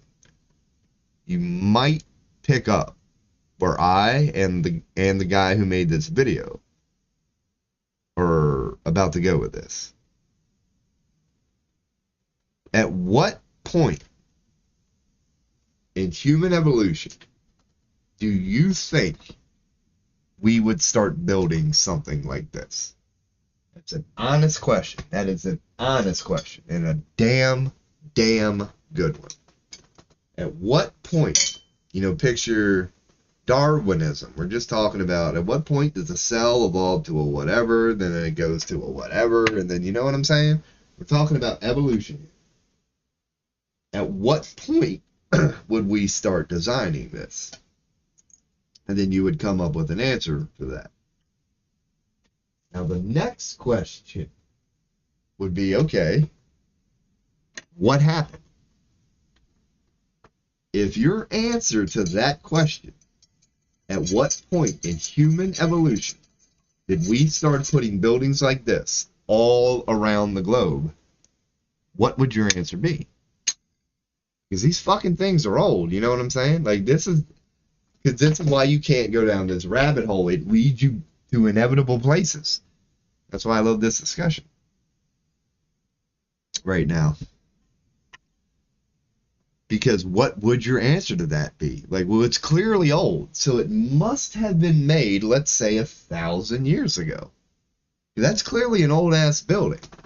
You're like, okay, so we're going with that. That would have been made roughly like 1,000 years ago. Let's just go with that.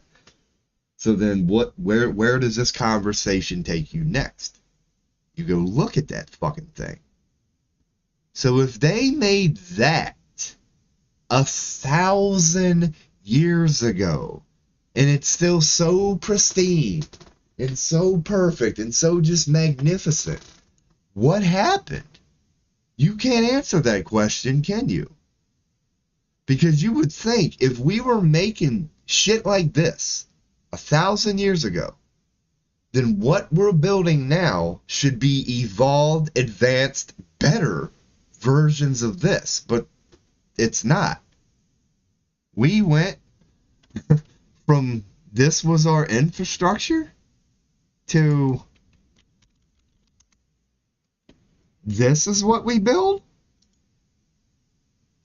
Is that called evolution or de-evolution? You get the point here? So you're telling me 1,000 years ago, which would be primitive man compared to us, built this, enduring what should have been a steady uphill trajectory of such skill, turned into this? You know what I mean? And that's not a commercial building. Well, that's fine. Skyscraper. Now, you could argue Dubai. All right, let's go to Dubai. The spy building, the admitted playground for peak human architecture right now. So you could say if we tried to really, we could do this. But I'll still stand by this. So you're telling me, so that's what I say, I stand by this. Would you call it evolution? Okay, so you have perfectly chiseled stones of angels and dragons and all this magnificent detail. And then you have this, which looks cool, but dude, it's a piece that goes straight down, it's a little arc, and it's a bunch of glass. So, you know what I'm saying? Which one do you think? As beautiful as that looks, and everybody knows what Dubai is right now. It's an architectural competition for the fucking 1% to just build their own utopia. So this is the best we got right now, or at least we think we do. But that's what this video starts getting into, and that's what I personally believe is what this would tell you. One possible explanation to this would be, a good place to start would be, you would have to assume size. What I'm getting at is, look at us, humans. That's a fucking horse, dude. That's a horse. They're pretty big. Look at this architecture. It's a scale thing. What business would a species this fucking big have building buildings this fucking big? That's a window, people.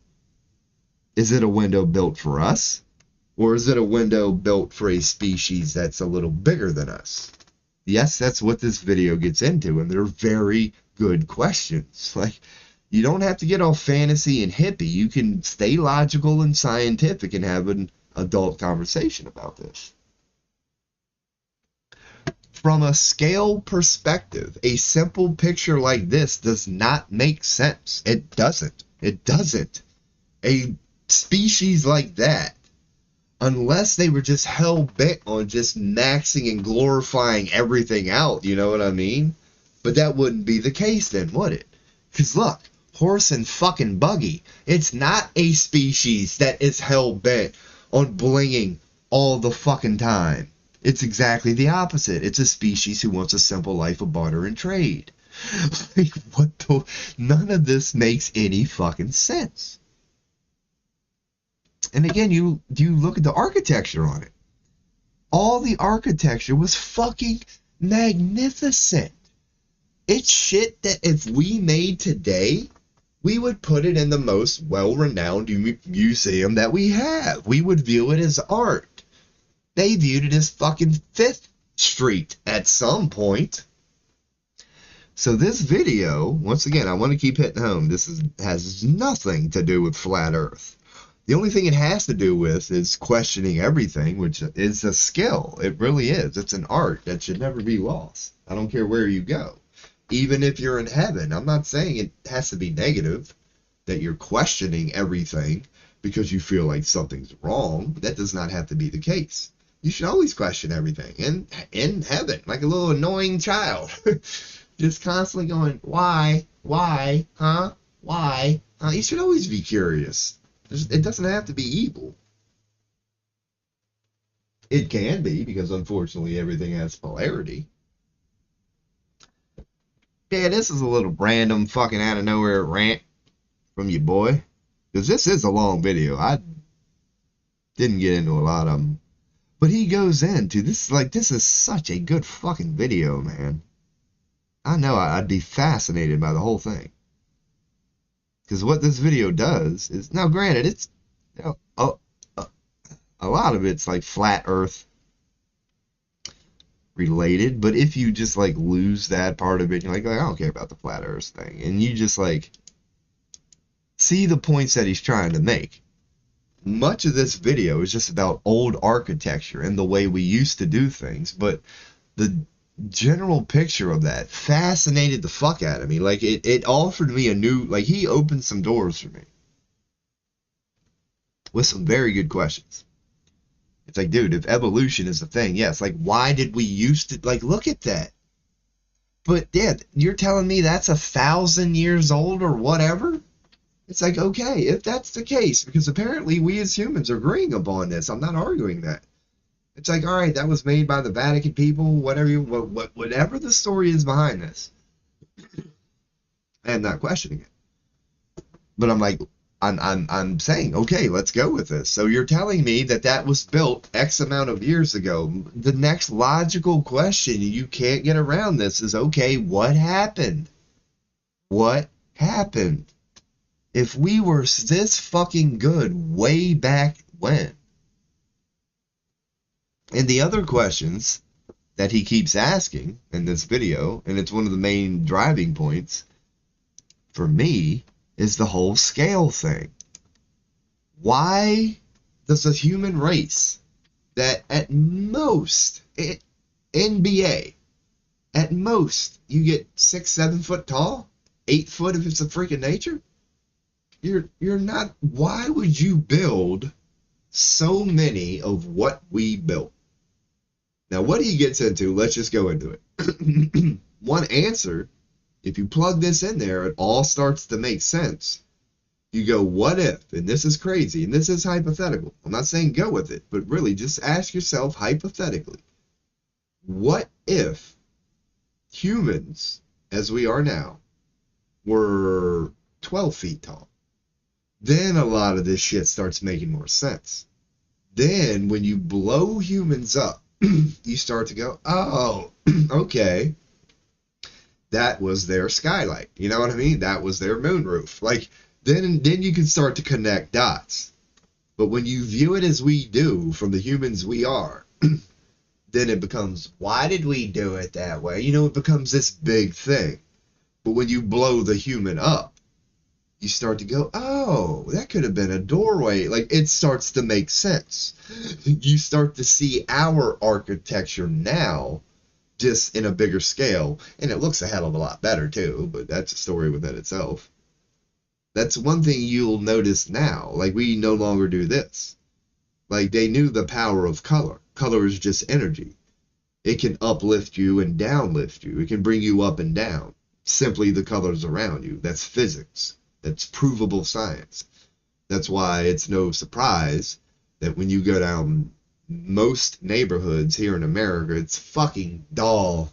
It's very dull. It goes so far. It's like, let's say you want to be the one house that's all yellow and shit. Aren't there ordinances? They actually made laws, dude. They're like, no, we don't want you to stand out. It's like, and the neighbors agree with it, because once again, just a slight twist in perspective, you can convince people using intellect of what their heart is. Yeah, you can. Justification. It's a very slippery slope, and humans are very impressive at it. Now, I'll say this on a deep level. I don't give a fuck what realm you go to. I don't give a fuck what dimension you go to. I don't give a fuck what star you go to. Humans are good at justification. We are very good at justification. You can find the most sickest demon in hell, and it will go, humans are very good at justification. The way they can come to terms with doing some fucked up shit or just ignoring shit that's right in their face, humans, we are impressive at being idiots. We really are. And there is a compliment in there. There really is. It's a shadow worker giving it to you. But our justification skills are just, you know, we have found a way to create an island for fucking kids. And I'm not saying we all do it, but you know what I'm saying? When you can convince yourself that you're doing no wrong when you fly to an island to fuck a kid, dude, do you know the level of justification that you need in your matrix for that to make sense? Like, I know I hate myself. I know I'm gonna cry. And yeah. But it was fun. You know, like, what do you tell yourself in that moment, man? That is a reach, but your boy likes reaching for it. Just go straight to the ultimate evil, the loss of innocence. That is a topic for one day, probably many days. Not that, but the general topic of it's a slippery slope. Haas kind of gets in the way. It's a delicate conversation by nature. What is the most evil force in the entire universe? What is it? That would be like beauty. It's to each their own. I would assume that's the first knee-jerk, upfront reaction, answer, whatever. But I factor that a lot. I'm like, let's say you're Lucifer. Let's say you're Satan. Let's say you're darkness personified. And you're just sitting here going, what can I do right now? That would be the most evil shit. It's like, I want to fuck up this love and light, lovey-dovey, happy shit. It just pisses me off for some reason. What would I do? That's when you go into, and once again, that's why I'm not going to go into this right now, but it's like raping kids, raping a mother. Like, what would be the ultimate sin of the entire universe? I would agree. I said it's a slippery slope and not a box I want to open right now, but I would have to agree it's the rape of a child. That it doesn't get any more sick than that. I don't care. Well, like that This is true in every dimension, every whatever. That has to be the sickest thing. Because you could ponder the low-hanging fruit, in my opinion, is murder, ending another life. But, because I've had this conversation many times with myself and with other people, it's like, no, you would have to say just rape in general is worse than murder. Because murder at least has a release. Like, it sucks, especially if it's a slow death, but at least at the end of that negativity, there's a release. Here's something I will say now, and I mean this. The way that the universe works, because the universe is built in love, you get reflections of hell, but hell is technically not real.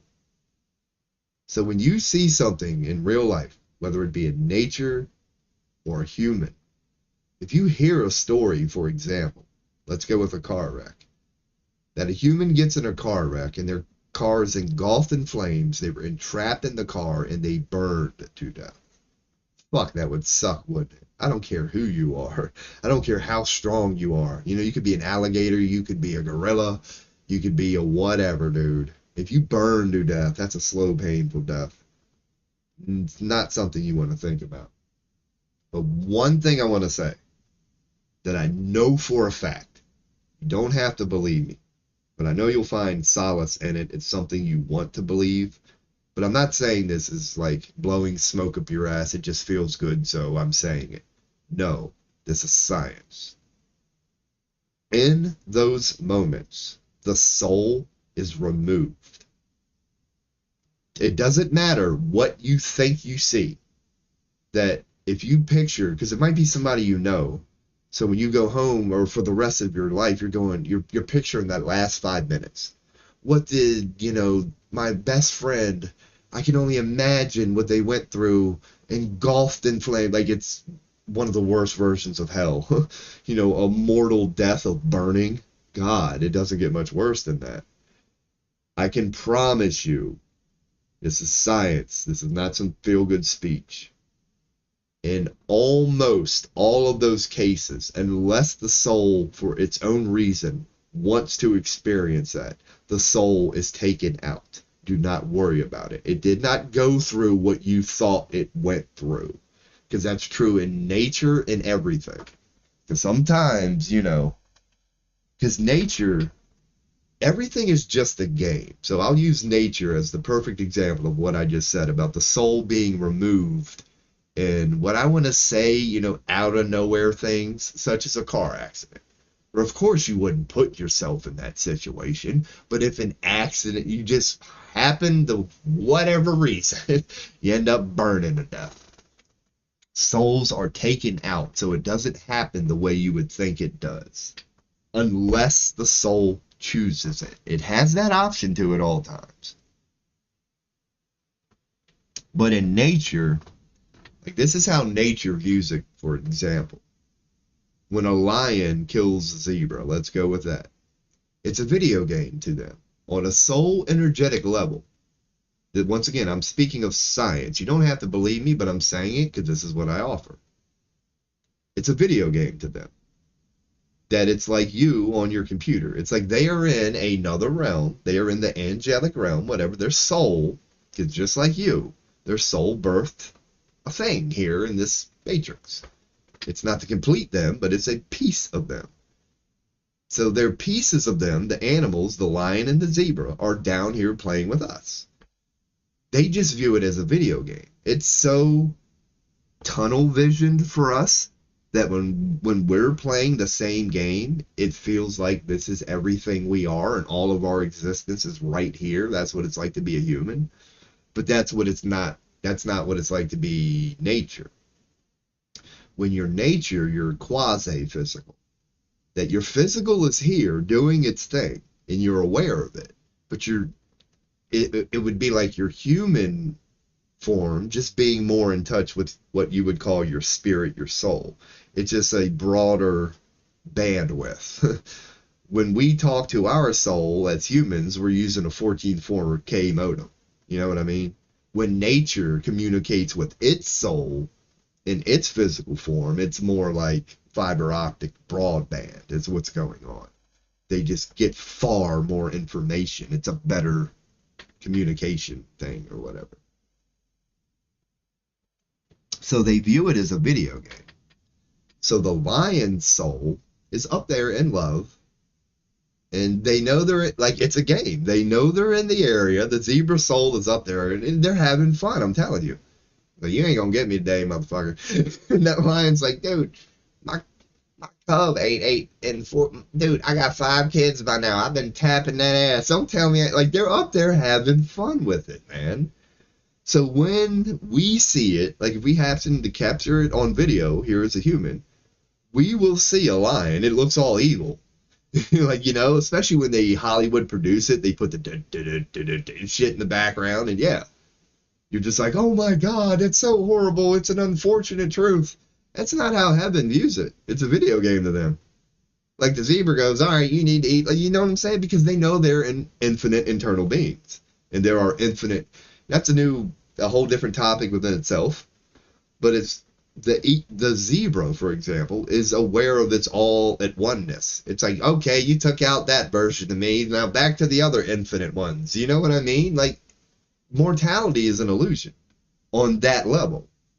Like, it's literally like losing in a video game. It doesn't affect you at all. It's literally what the feeling you get when you die in a video game. I mean, sometimes you get a little bad, but you know what I'm saying? When you die, when it's over in a video game, you go, man, motherfucker killed me. You know what I mean? But if you died in this life, it would be your whole family. It would ruin your life. But you know what I'm saying. That's how nature views. That's a deep explanation of like what happens in nature.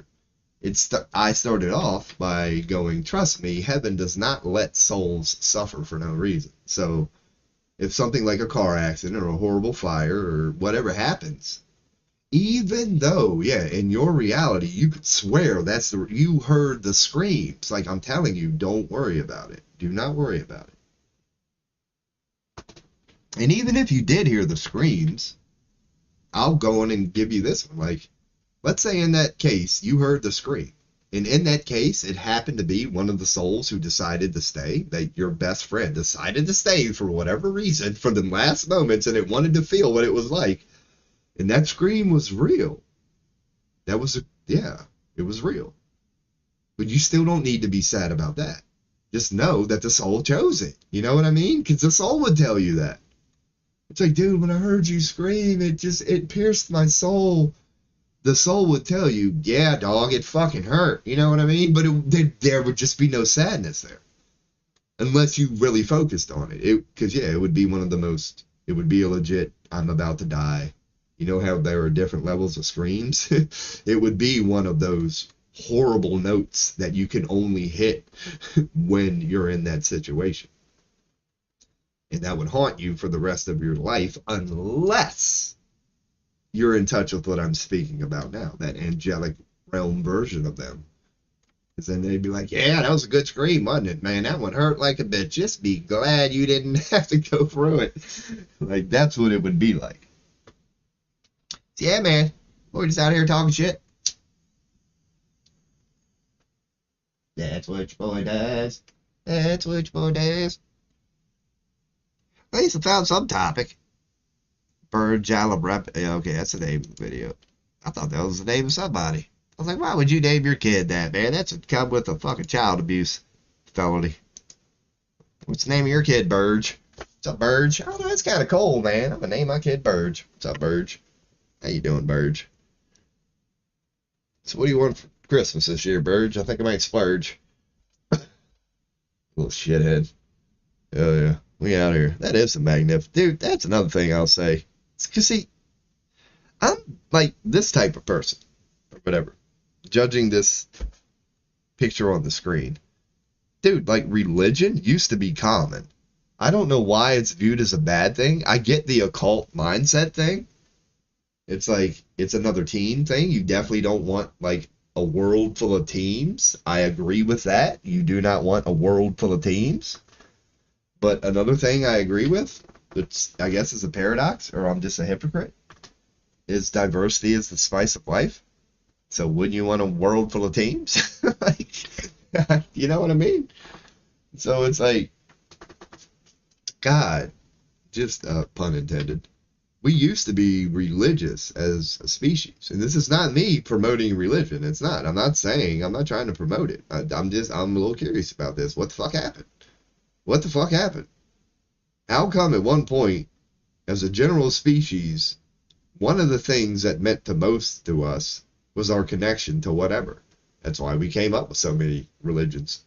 But from globe to globe, around the entire globe, everybody was doing it. They were just coming up with their own version. But everybody was all about, I mean, that's what history tells us. Religion was government back then. It really was. It turned into government. That is fucked up. That's even kind of broadening my perspective right now, sitting here thinking about this. Yeah, you could argue religion turned. Yeah, they're trying to replace religion with government. That is kind of a. Yeah, yeah. I'm kind of like broadening my perspective right now, just talking to myself. Because back in the day, I would say, and I think people would agree, the church had power over the state. The state answered to the church. The church was the final say because everything was supposed to be based in morals.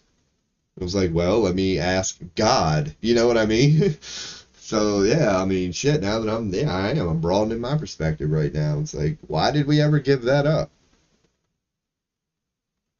Whether you're religious or not, if you got somebody just going, I don't know, I got to ask God first. Like, wouldn't that be a good thing? Like, okay, at least this motherfucker is trying to ask this unseen thing, the reason we're all here, you could say, whatever you want to call it. Because none of us know how the fuck we got here. Well, like, we don't. What's the earliest memory any of us have? Like, 4? You know what I mean?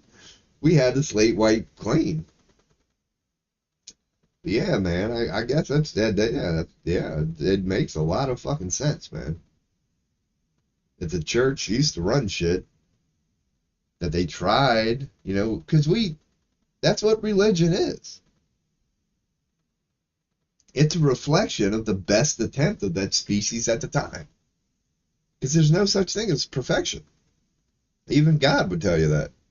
I'm sure if you went to God right now, or like, can you create the perfect religion for us right now? He'd be like, no, it ain't about that at all. It's just about the intent of wanting to do good, and whatever unfolds, unfolds. But as long as you hold that intent of wanting to do good, there's my religion. That would be God's answer. Do good.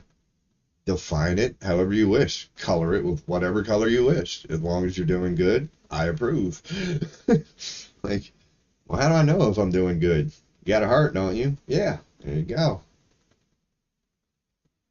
It's the only navigational system you will ever need. Literally. Again, I'm talking science. It's your heart. If you're doing bad, you'll know it. If you're doing wrong, you'll know it. Unless you're lying to yourself, which is a whole conversation within itself, one that I love. It goes hand in hand with that justification thing, and this is me definitely coming from a humble standpoint. It's not some holier than thou looking down upon it fucking dumbasses. This is some dude who's ruined his life through justification many times. It's just like that shit is powerful, man. Because nobody's immune to anything. Truly, nothing is immune to anything. There is nothing in the universe that is immune to anything. Is God immune to sadness? No. Is Lucifer immune to sadness? No. Is Lucifer immune to love? No. Is God immune to love? No. It's like anything you can experience, everything else does, it can, and does. Period. So fuck yeah, man. Your boy just sitting here talking shit, man. That's why old fucking YouTube needs a damn talk show category. No point going in just chatting when you ain't got nobody to chat with, man. Hell yeah. So what else did this video talk about? So that is going into the flat earth thing.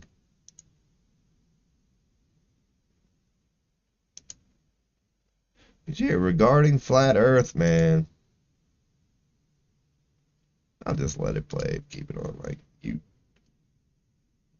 It is playing, right? Yeah, I think it is. Yeah, we're good. All right, so what this guy starts to get into too, because I remember this part, like parts of this video, is the part that he's getting into now is, and I believe in this part. He's getting into like star. What he's getting at is that a lot of this old infrastructure we see around the world was actually an energy grid it's like a computer motherboard as we know it. It has conductors.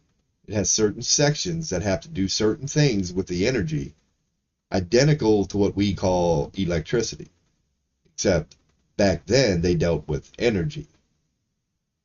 Electricity might have been a part of it, but it was not the main driving factor of it. But I believe what he said, that those are designed that way, not because they look cool, but because of sacred geometry. That synchronicity is a thing. See, he's touching into it, yes. Because sacred geometry is a thing. The Freemasons love it. So pretty much all of these patterns are sacred geometry. They're patterns that on the surface are just a shape. But when you get into the physics behind it, these shapes have energetic patterns, properties. That if you, just the shape offers new properties that other shapes do not, especially when dealing with energy. And I believe what he was saying, that what we see, this old architectures, are remnants of previous humans who were a little more advanced than we currently are, you could say. Well, you definitely could say. Yeah, now he gets into how, yeah, the Illuminati actually tried to hide it. Because if you can divert water a certain way, yeah, you can affect the landscape. So he's getting into, I'm assuming, how a lot of them have been attempted to be hidden. And they would be hidden. They would not be destroyed. They would hide these things, but they wouldn't toy with them, you could say. They don't have permission to. But I believe that there's a lot of random stuff in this video. But see how they're like all similar? It's a very well done video because like he points it out, he's like, dude, I'm not saying this is an African thing. I'm not saying it's like, yeah, it's not a cultural thing because it's the same patterns in like different parts of the world. This is not a cultural thing. Yeah, because another point that he makes, and it's true, it's like these energy things, they needed a lot of water. They really did. So he points out a lot of the channels. It's a great video. It's a long watch. I'm not saying this fucker's 100% right. It just, yeah, the wheels that he gets turning and some of the points that he makes, I was like, holy fuck, man, this dude might have a point. Now, just go like straight to the big picture. It's like, all right, so let's say you watch the whole thing. Like, what would you have gained from this? I would say it would just be accepting that truth is stranger than fiction. What you think you know is history, regardless of what it really is or whatever. Just at least know that you're just accepting what somebody said. That there are more than one version of history. You know what I mean? And I would think that built in within us all, we would know that, yeah, that there's a chance that the one that we did, ain't that funny? I'm getting fucking teeth ads. Tracking a motherfucker is real. But yeah, that's what you come away with, ideally, after a video like this.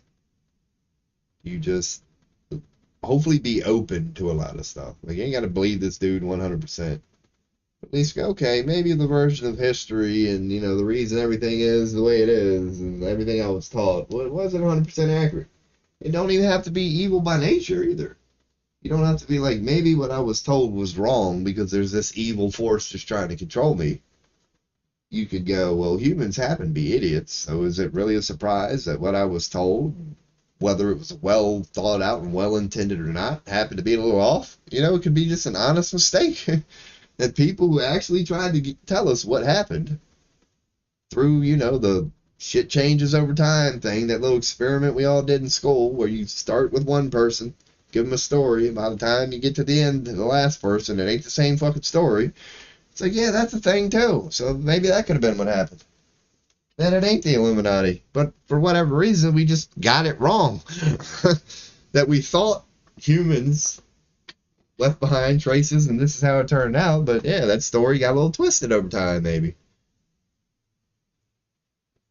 So hopefully that's what a video like this would leave somebody with. Just going, okay, at least I got to hear another possible explanation of all this shit. It made a little bit of sense, you know? Not saying the motherfucker's right, but he made some pretty good points. That based on his perspective, you could argue what he's saying. That we are not the first go-around of human beings on this earth. That there have been multiple attempts, you could say, at being humans, and for whatever reason, that society fucking failed ass and ain't here no more. Or, here's another, honestly, likely thing about that. Or, it's another version of humans who left the planet. You know what I'm saying? A job well done sort of thing. Like maybe the resources got a little low. You know, maybe they were just living here being humans. They built their grids and they were like, man, all right, yeah, we got an ice age coming up here in about 10,000 years. We can tell, you know, it's going to suck living on here. Or maybe they saw a humongous asteroid coming and they were like, yeah, our time, tick, tick, tick, tick. And they were just like, well, bye. Like, why is that so crazy? It's like, okay, for whatever reason, they knew that the planet was about to be uninhabitable for, dude, even if it's a week, it'll wipe out the whole fucking species, basically, you know what I mean? It's like, it don't take long to kill an entire fucking species in a mortal realm. So there's many possible ways that a previous human species could have saw something coming, had a beautiful fucking planet with all this beautiful shit on it, and just decided to leave. Like they had the technology to do it. Like, all right, man, we're gonna go, yeah, go who know where, because it's a technology we cannot fathom. Who knows where they could have went?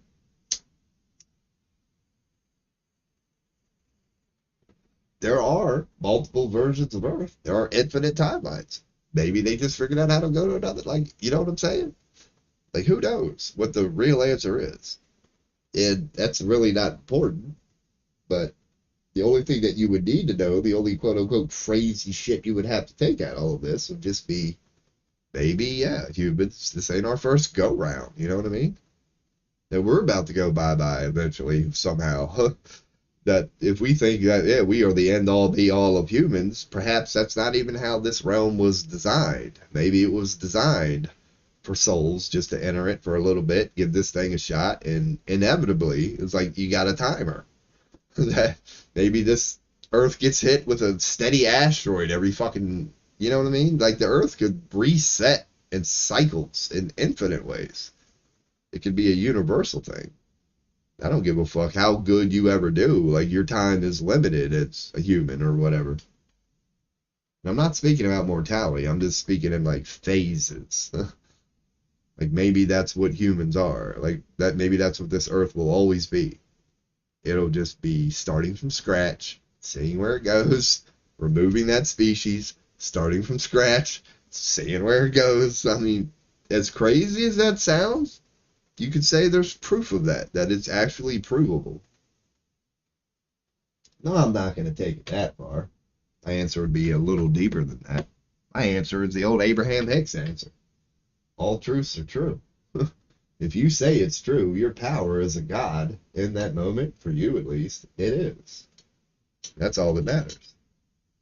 That's another powerful line and a good way to bring like a lot of deep shit into perspective and an easy way to fathom and ponder it. What the fuck was it? I don't know. I'll pick it back up here in a second. Maybe. I do that all the time too, man. It sucks. I do apologize for it. I hate it, but I do believe what I say, and I say this every time when I pretty much lose these. I try to channel, man. I really do. I try to just pick up random things that I believe need to be said in the moment, and a lot of times I feel like I'm open to it or whatever. You know, I just sit here as a receptor, constantly going, "Hey guys, anybody want to chime in?" Like that's what I consider myself, honestly. I don't give a fuck who believes me or not, because I don't even understand it. And I mean that. Like I'm beginning to. I believe it's yielding results. I believe I can see it, feel it, experience it. Might be a wisdom sort of thing. I don't know. But I do feel that. Like, and it's just me ranting right now, but when I play with it in my own reality, it works. Many times it's music. That's why even on my Plenty of Fish profile, I say music means a lot to me. But I'll give you an example. Like if I have a question in my life, I'm curious about something in my life, and I'm driving down the road, for example, the radio could be off. This is how I play with life. It's just me talking. I'm not saying any of this is, yeah, this is me reflecting. I'll be driving down the road and the radio will be off and I'll be pondering something. I'll be thinking about something. It'll be deep and I'll start asking for my guides. We all have guides. We all have a soul family. I'll start to go, okay, universe, I'm not being playful now. Not being my usual ass. I need a little help. I have a legit question. And what I do before I go into these questions is I give it a little bit of time. What I believe the minimum is about 7 seconds. What I'm speaking of is rockets of desire. That as a soul, you can send out flares for help, you could say. You can attract helpers. It's an available option at all times. And this works, generally speaking, with your focus in general. That if you want to summon one of your guides, if you want to get their attention, give it a minimum of 7 seconds of focusing on that, of turning your energetic vibration into that. A non-negative, a positive, cry out for help. Nothing wrong with that. You got a question, you need some help. That does not have to be negative. So if you can hold that vibe and go, hey guides, it's me, I got a question. Articulate it verbally if you want to, but just for a few seconds, hold that vibe. Guides, it's me. It's like making a phone call. Hey, it's me. It's me. Who's going to pick up? Would one of y'all pick up? I got something I want to say. Get ready. If you can hold that vibe for a little bit, according to what I think I know, on energetic levels, it's like shooting out flares to your guides. Because they're up there doing what they do. You're not their only concern. But they get the call. You know what I mean? They're up there flipping out, doing whatever the hell they do, fucking somebody. They go, oh shit, it's so-and-so. I gotta go. It's something like that. So, I'll be driving down the road, the radio will be off, and I'll do that. I'll go, who's ever out there, who's ever willing to help me with this one, I got a few questions. And I'll state my question energetically. You can articulate it verbally if you want, play with it however you see fit. And ask your question. Put together a little energetic package and send it out there. Then turn on the radio. No expectations. That's how I get a lot of my answers. Examples like that. Because what will happen will be, I will turn on my radio. And it's not always instant. You'll know it when it happens. Something will be said. You'll hear a certain tone or you'll hear a certain lyric. It'll be something that you can be like, that's it, ain't it? And you're the creator in that moment, and your guides will tell you this. They know there's no such thing as an answer. Bear with me. They'll give you an experience. They will give you something, not because they're trying to shove it down your throat and go, we've done all the work for you. This is what it is. It's not how a guide works. A guide will give you what you need in that moment to create your own answer. That's why it's called a guide. It guides you. It doesn't force your hand ever, and it has no interest in that, but it will guide you. So that's what happens to me. That's one example for my deep ass. It's like, damn, why does this guy claim that he can channel aliens? Because of examples like that. And if you experience what I just described in your reality, cheers, you can channel them too. Is that, once again, you are the creator in this. You're a god. You can create that if you want, what I just said, because I did. It's real for me what I'm describing you. I'm a god. That doesn't have to be real to you. It's real to me, therefore I experience it as such. So you have that same power. You're a god. Your power is limitless. Limitless. So you can create those moments if you choose to. You can start to unlock that matrix if you choose to. And you don't have to use just music if you choose to. When you start to see how that whole thing works, it never goes away. It's always there. Whether you're at work, whether you're laying in your bed, wherever you are at all times, you can call out to your God. And if your guides, I didn't want to say, well, they are gods too, because every being is a god. Just, you got to open this fucker when you do. You got to, as in a new perspective, as in it's going to be new to you. Isn't that what evolution is? If you do truly evolve, wouldn't it be just a steady event of shit that's new to you? Because it's not the old you anymore. The old you would keep getting the same shit that it always got. If you really are evolving and truly expanding and becoming more, that comes with confusion. Always. Always. Because you're not going to understand it at first. And that's not punishment. That's why another law of the universe is to get out of your comfort zone. Because when you're out of your element, that's the only place you'll ever find more of yourself. Because you know yourself, your comfort zone is just the zone that you know yourself in. You're comfortable because you already know it. You get a little nervous, you get a little chaotic when you're taken out of your comfort zone, which I admit is not as comfortable as being comfortable. But being uncomfortable has polarity like everything else. So when you are uncomfortable and you focus on the positive side of polarity, that's called simply being out of your element, which is where you will find more of yourself each and every time.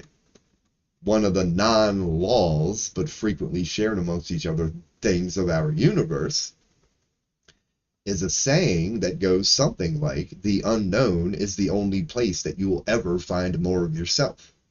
Because what is known is already known. This is me. No shit. The unknown is the only place in the universe you will ever find more of yourself, because it's unknown, you know? But you have to be willing to take that leap of faith. You have to not be afraid of being out of your comfort zone. You have to not be intimidated and afraid in the face of things that you tell yourself in the moment you do not understand. Ooh. Oh man, that's my ghetto way of checking chat. I don't know where I'm going with any of this. And I never care either. It makes for good highlights, actually, so I have to just keep rolling with it. But who am I kidding, man? I don't know. I could start making that a thing, man. I gotta get better at time stamping and shit like that, where like I can watch my videos, make more highlights. Yeah, I don't know what the fuck I just ranted about, man. That might have been a good one. That's the Mecca, I think. Yeah, I thought this video was interesting, man. Truth is stranger than fiction, I'll give you that. Because here's the one thing I'll say, man. I'll admit it, even as this like deep ass, conspiracy theorist, know a thing or two about a thing or two, whatever type motherfucker. I'll admit, like, and I would hope everybody does. Like, if you ask me, well, hey, do you know what the truth is? Fuck, no, I don't. I don't know what the truth is. It's a constant journey of, just sifting and sorting. And it's a constant journey of realizing the one thing I will say is whatever the truth is fucking crazy. It's fucking lunatic. Like it is, yeah, there's random videos here, just people out in the middle of fucking just random places. I don't know where this is at. But they find these just old fucking things everywhere. That really might not mean nothing.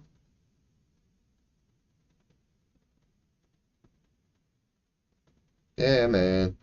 Look how beautiful they used to try to make the world too, man. Like they tried to just uplift people. Just imagine being in a reality like that. You're constantly just being reminded, fuck, we're killing it right now as a species, aren't we? Yes, we are. So yeah, so they're claiming 1703, which is not that long ago at all. I mean, think about it. Fuck, dude. That's 6, 7 grandmas. That's a few generations, yeah, that we went from this to what? Really? We built that 300 years ago? Does that look like American architecture to you? That screams that nothing about that says Americana at all. But then again, that might be Britain or whatever. Who knows? Because it did say Dutch. Because he goes global with this. So that probably isn't America. But his point, I believe, in all of this is he looks at the timelines. He's like, dude, you're telling me this is 200, 300 fucking years ago? Really? Like, really? Because you're, at that point, once again, it's only a few grandmas. It's like you're talking about the same species. What? Like, all right, well, what changed? What the fuck changed? Like, we should have evolved. If we were that good then, we should be 100 times more beautiful and magnificent now. It is fucking hilarious. You gotta admit it. We create, like, museums and shit, tours. Like, we go look at, like, all this beautiful shit the previous people before us built. You know what I'm saying? It's like, dude, that should tell you you're being fucking lied to, America. Because in evolution, if evolution was real, well, not America, the world, you're being lied to, the world. If evolution was real and undoctored, then all of these tours that we take to these magnificent places like the Vatican and all this shit, like, it should be exactly the opposite. We should be going to these places like the Vatican going, oh, isn't that cute? Look how they did it fucking 300 years ago, man. We're so much, like, did you get what I'm saying? If evolution was real, we wouldn't have a Vatican. We wouldn't have this thing that we continue to go to this day and just look up and try to figure out how the fuck they did it. You know what I mean? Like, dude, just that basic thing right there. Why we don't see that is conversations I love having. Because that's an honest, general, very zoomed out, big picture sort of thing. It's a question an alien would ask. Humans, have you ever questioned why you have tours and museums and things that you pay money to go see because they're so much better than the shit you're doing now? Like, have you ever pondered that? Because that implies that somewhere during your evolutionary track, you did one of these. You took a serious dip into stupidity or whatever. That degeneration, de-evolution. See, I can't even find the word. We're dumbasses. Like, what happened to us? People that built that word dumbasses. Here I am trying to figure out how to use the right word because we're so fucking stupid. That's a logical question. Like, the society who built that, you think they had fucking Biden as the president? You think when he gave a speech in front of a fucking Senate, like a setting like that the constituents were just gathered going, this motherfucker. Did you see the video of him falling off a bike last week? You know what I mean? Like, no. I guarantee you a motherfucker who gave a speech to their constituents in that town was a leader. was a motherfucker who took the stage and commanded the audience. The motherfucker from Queen. I will say that. Probably gay. Almost guaranteed gay. But random veering here. As far as what artist can command the audience better, I gotta go with that motherfucker from Queen, man. That lead singer from Queen, when you see him interact with his audience, he's up there. He's in the conversation, man. He's definitely on the Mount Rushmore. That'd be a great conversation to have if we actually had a fucking chat room. Like, who would be like the other four to put on there? Just fucking great artist who can control the crowd. Like, I wouldn't even put Michael Jackson up there on that. He would be on the, like, best, hey, it's all about me, whatever, but you know what I'm saying? Like, interaction with the crowd sort of thing. I wouldn't even put MJ up there. The guy from Queen, without a doubt, because I don't know much about this subject. But I saw it presented like this. Somebody one time was like, yeah, the guy from Queen, nobody controls the crowd like him. And for a brief moment, I kind of looked into it. By looking into it,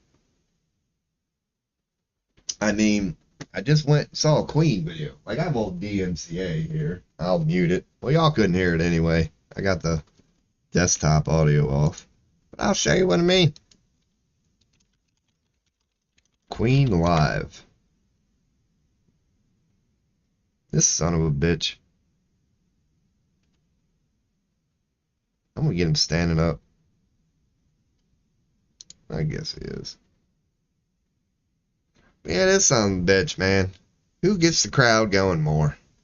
Because, you know, as a straight male, every straight man, well, everybody knows, Queen was gay. But don't let that affect their music. But it's just, I'm not saying it's a bad thing. I'm just saying, as a straight male, yeah, like, it does. It makes it a little more quote-unquote difficult. I'm saying this playfully. To walk around and go, I fuck with Queen. You know what I mean? Like, dude, I fucks with Queen. Queen's my shit. Oh my god, yeah, I didn't want to hit that. It's like, yeah, man, you don't want your boy to come over and see your Queen fucking poster in your bedroom. That's my only point. Yeah, now back to giving this motherfucker some props. Look at him. Like, controlling the crowd was like, nobody did it better than him. My opinion. But I would love to hear somebody who, like, knows a thing or two about fucking live music. School me on, like, yeah, other ones like him. Who were big on being one with the crowd. He was rocking it back then. I'm getting that. That's pretty fly for what? Fucking 80 something? No, 80, yeah, 86. That's a good look for 86, man. That would uphold day. You know how sometimes, yeah, like, yeah, if you walked out of the house today rocking certain 80s shit, you'd look a little goofy. Is that a Betty Boop shirt? That's a Betty Boop shirt. Pretty sure that's a Betty Boop shirt. Which makes it even cooler. Damn, his coolness just keeps going up. We've only been watching the video for about a minute. Well, if he is gay, it's no surprise that he can dress. The boy looks fly. The boy did good that day. Because the general rule in dressing is, yeah, you want, like, more of the darker colors on the bottom. He's got the dark colors on the top, and motherfuckers are rocking it. Hell yeah. How about the hair of the 80s, man? What was it about that? I don't know. Again, I guess it's culture. It's like that serves no purpose. Like, I had long hair at one point in my life. Sucks. Even laying down on the pillow, I'd like go to turn my head and I'd have to like, my fucking hair. It's annoying to me. That's why, you know, I crew cut this motherfucker now. That dude don't even look high, man. What the hell? That's why Hendrix was so good. Man, if that was Hendrix right now, it'd be some of the best shit you ever heard. You just wouldn't know that he was even at a concert. Telling you, man. That's a conversation I know a little thing about. Fucking greatest guitarist ever. Pretty sure. I mean, it's pretty much set in stone list. I mean, I'm not like, a music connoisseur, but Hendrix is without a doubt up there. Eric Clapton is without a doubt up there. B.B. King, arguably. Stevie Ray Vaughan, for sure. There's got to be another one I'm missing. Yeah, Clapton, man. I don't know. Clapton. Fucking Clapton. Holy shit, that dude is good. Yeah, that's why you really can't put B.B. King up there. I mean, beauty is in the eye of the beholder. But the reason it's kind of hard to put B.B. King up there is because he worked so closely with Clapton. And even B.B. King said, I'm not as fucking good as Clapton. Like, so that's why it's hard to put Clapton above B.B. King when it comes to greatest guitar player ever. Because even B.B. King admitted, and like you saw it during his shows, Clapton was better in his own way. I'm talking about pure, just raw whatever. That B.B. King would do his thing and he would awe the crowd and it would be a B.B. King experience. And then Clapton, and then it would be Clapton's turn. And it was just something about how he does it. I can't explain it. It was a notch better. And even B.B. King would acknowledge that. But then again, Clapton gave B.B. his own thing. I guess that's what I'm trying to say. When it comes down to raw talent, you got to give the nod to Clapton. But when it comes down to the meaning of music, you could say, the soul that you put in it, that's where B.B. King shines. The feeling he leaves you with. And he's good enough to be in the conversation of one of the greatest. But just like in the NFL, yeah, once you get to a certain tier, you're just talking about inches at this point. Just being a cunt hair better at something is the only thing you need. Yeah, you're down to that fine line of the last 5 best ever, which is always subjective. Because the crazy part about it, I would like to think is true for everything. I would like to think it, as in it feels good if it would be the case. That the greatest whatever at whatever probably isn't ever mainstream. It's some just crazy freak of nature who is actually so fucking good at that one thing, their life is probably erect. Like, that's one way I'd like to kind of think of it. That, like, if you actually could scientifically prove who is the greatest guitar player in human history, I would not be surprised if it was just some dude one night, one night took so many fucking drugs or whatever that if you would have recorded it, it would have been an unbeatable, he hit the fucking moment display of guitar that will never be duplicated again. That's the reality your boy likes to believe in, man. Like the best basketball player. I don't know. I guess that would be provable. It'd be hard to hide. It would be hard to hide. That there would be no such thing as like an unknown just dude who's never fucking lost a game in his life. And no matter who you put in front of him, it's 100-0 every time. Yeah, you wouldn't be able to hide that. So, yeah. I guess the greatest basketball player example is provable, you could say. The only way that, like, you could shock people would be, I don't know, felonies, death. You know, if you could be like, we can prove that this motherfucker went 100-0 and won every game 100-0 before, he freaking beat somebody up. And then he did 10-20 in the pen. I don't know what the fuck.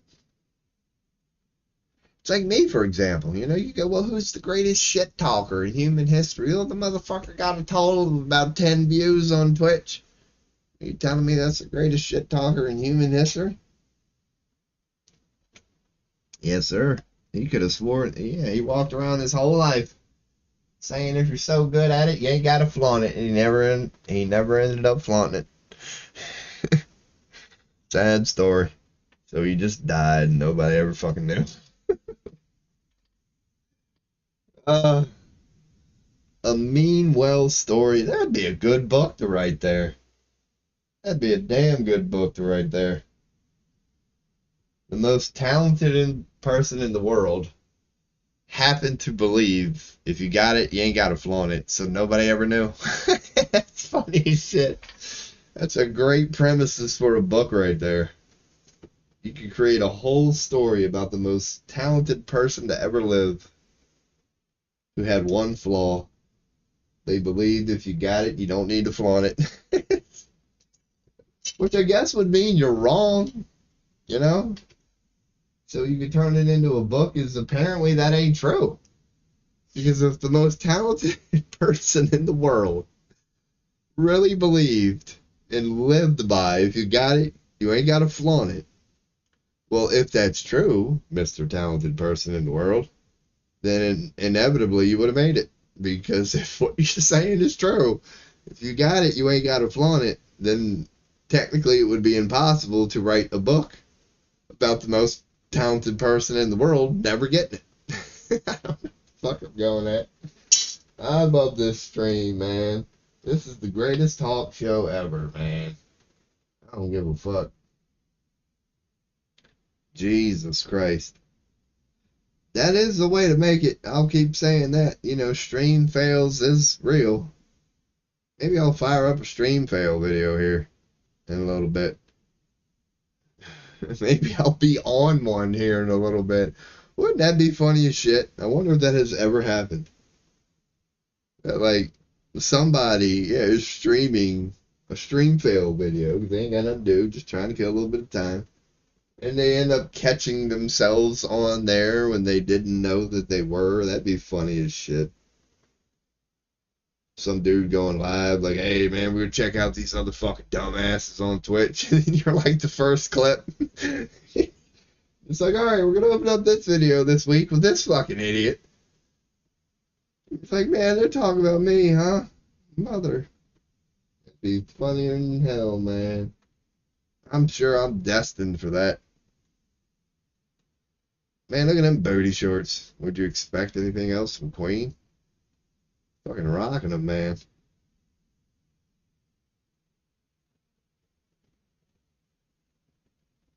He is getting into it. You got to. I've been learning that recently. You really got to put your soul into it when you sing. If not, you end up sounding like a fucking idiot. If you're not truly into it, if you're not going all in, singing is go hard or don't go at all, man. Karaoke is proof of that. 100%. Bunch of us dumbass fucking regular Joes. I could do that. I could do that. That's easy as shit. Oh, you can, huh? Okay. Even with a couple of cans of courages in you. I can definitely tell you suck ass. Oh, man. Some people don't even need to sing. Who was the notorious one? Bob Dylan. Bob Dylan. True poet or whatever. He wasn't a singer. He really wasn't. Never. Yeah, really wasn't. Motherfucker could not sing. He could not sing at all. And he's regarded as one of the greatest musicians of all time. It's crazy. Like, I get it. Yeah, he was just good at the raw, simple speak. He knew that. And he just had to speak to your soul. And I think, like, maybe some of his appeal, it's kind of like Johnny Cash appeal. It's like, it sounds like you singing it. You know what I mean? It doesn't sound like an extra talented motherfucker. And there's like a solace to that, I guess you could say. There's peace in that. There's some good, bubbly feelings from that. Sounds like you're listening to like a regular guy that you can relate to, or female. What are good examples of that? I'm sure they're out there. Females who like are good singers, but really not known for their vocals. I'm sure there are far less of them. For many reasons that, my deep ass can get into for an hour. Because I'm sure, it is a male-dominated world. especially business, industry. So yeah, to make it as a female artist, you either had the look or could sing. Yeah, I don't think there are many female artists who couldn't really sing, like the Bob Dylan types, but made it for other reasons. It would have to be maybe acoustic, but then again, I don't really know of any of them.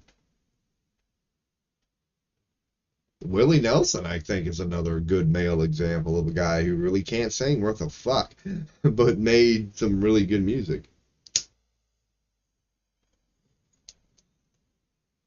Yeah, speaking of females, though, none are really coming to mind to me, unless you talk like hip hop. The Brat comes to mind for me. Like the Brat did not have vocals at all, but she's one of the female queens of hip hop. She paved the way. She was good at what she did. It was very good. So I guess you could go to hip hop and find females who made it on legit talent, but it wasn't because of their vocals. Missy Misdemeanor Elliott, that's another one. That's my fucking girl right there. To me, Missy Misdemeanor Elliott is the female Snoop, and she'll always be that. I'll always view her as that.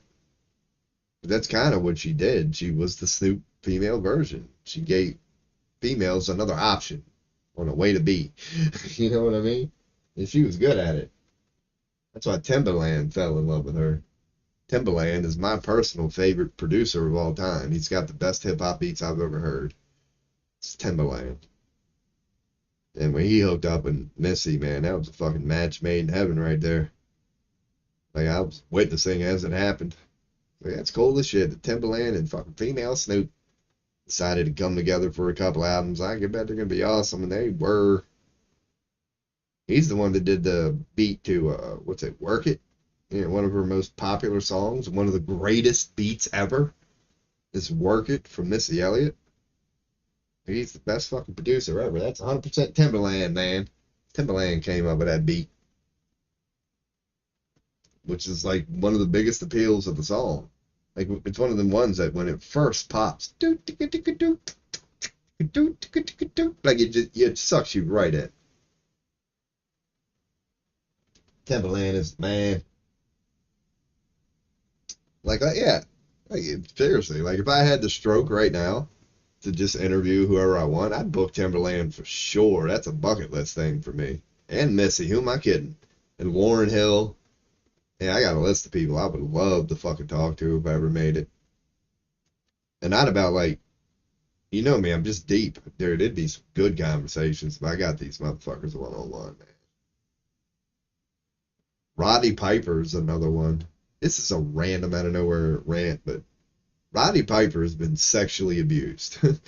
He has talked about it in one interview, from what I can tell, without really talking about it. But his answer, it was a total sexual abuse answer. They're asking him about Pat Patterson, I think. He's a notorious fucking fruitcake. That dude, yeah, Roddy ain't the first dude, yeah, but yeah, he was talking about Pat Patterson, something that happened backstage. And this is how he told the story, dude. It's 100%. Like, I don't know why he didn't throw up red flags everywhere. He was like, yeah, I was a good-looking kid when I was young, and he started to get choked up. Like, right then, you should have known. He was like, I was a good-looking. You could tell, like, it started to fuck with him. He was like, I was a good-looking kid, man, and I was very impressionable. I had a hard time standing up for myself. Put myself in a lot of situations that I knew I shouldn't have been in. He started going down that road, and he started to get choked up. And then he ended it with, yeah, I won't go there. It was my fault. It was my fault. It was my fault. One of the, like, hallmark things that sexually abused children say, because they're a predator or whatever, person who did that to them, usually goes with that approach. They guilt trip them. They go, okay, if you tell anybody about this, it's going to be your, like, and when I saw Roddy Piper say that, dude, my world stopped. You know what I mean? Like, even the interviewer was like, okay, that's interesting, and, like, kept going on. Dude, if I was interviewing it, I'd have been like, Rodney, or Roddy, dude, what are you telling me right now? Because I got a feeling if he would have kept going, you think Vince is in trouble now. I'm not saying Vince is the one who did it, but I am saying that he knew of it. Pat Patterson is notorious in wrestling. Everybody knows he's being protected by Vince's power. Pat Patterson's got some fucking kinks, dude. This dude's a freak. And he's a freak, as in you can tell it. When you see a Pat Patterson interview, he's got that Biden vibe to him, dude. It reeks. You can tell that's what he's into. So I'm glad I did go off that random rant. No doubt it went deep because, yeah, Roddy Piper is on my bucket list. Who, if I had some stroke, I'd interview him because I'd bring that up. I would love to get that out because nobody has pried there. It'd be like the first question, basically. No, it wouldn't. I don't know. It probably would be. I would get that out of the way. We would have our real moments, and I would end it off with just talking about how fucking awesome his career was. How he legit was, maybe not technically sound, whatever, when you get into the art of wrestling, but just the character. It's hard to find a cooler one than Roddy fucking Piper, dude. It was one of those ones that weren't created. It was just a part of the person, and it worked so well. So fucking well. He's so funny, too. Like, he's charismatic as shit. He's not the most charismatic person ever in WWE history or in wrestling history. I think there's an agreed upon number one on that. Bobby the Brain Heenan. Boy, that was a funny motherfucker. I'm a comedy connoisseur, and I'll stand by that. Bobby the Brain Heenan was fucking... Why is it so hard for me to say Heenan? Was hilarious, dude. He's steady if he wanted to, because he held back. He had to. He was being professional. But if they ever gave him a license to kill and just told him to go, it'd be some of the funniest shit you have ever heard in your life, dude. Bobby the Brain Heenan was the fucking man. So charismatic when he wanted to be. That's what sucks, man. Yeah, they made him a heel. But if they would have tried to... He wasn't always a heel. But if they'd have went with his natural whatever, dude, it'd have been fucking great. Hell yeah. Random talking shit from your tobacco smoking boy Robo, man. Still got Queen on in the background. I don't even know fucking why, man. I've already proven my point. Not the only thing I wanted to say. Now, Quaid. Fucking bullshit, man. Maybe I shouldn't always be doing this, because this has been my thumbnail for like 4 or 5 fucking days right now. And I do got a big fucking nose, man. That's definitely going to be an emote one day. Squealing nose. I already know what a couple of my emotes are going to be when I get them one day, and I will. They're going to be, no teeth thing. Definitely gonna have just gums. You're gonna have something to do with no teeth. The nose is definitely gonna have to be addressed. That is insane. I do got Will Smith ears. They're kind of big, but I'll frequently have headphones on, so I probably won't make fun of my ears. Teeth and nose are getting it.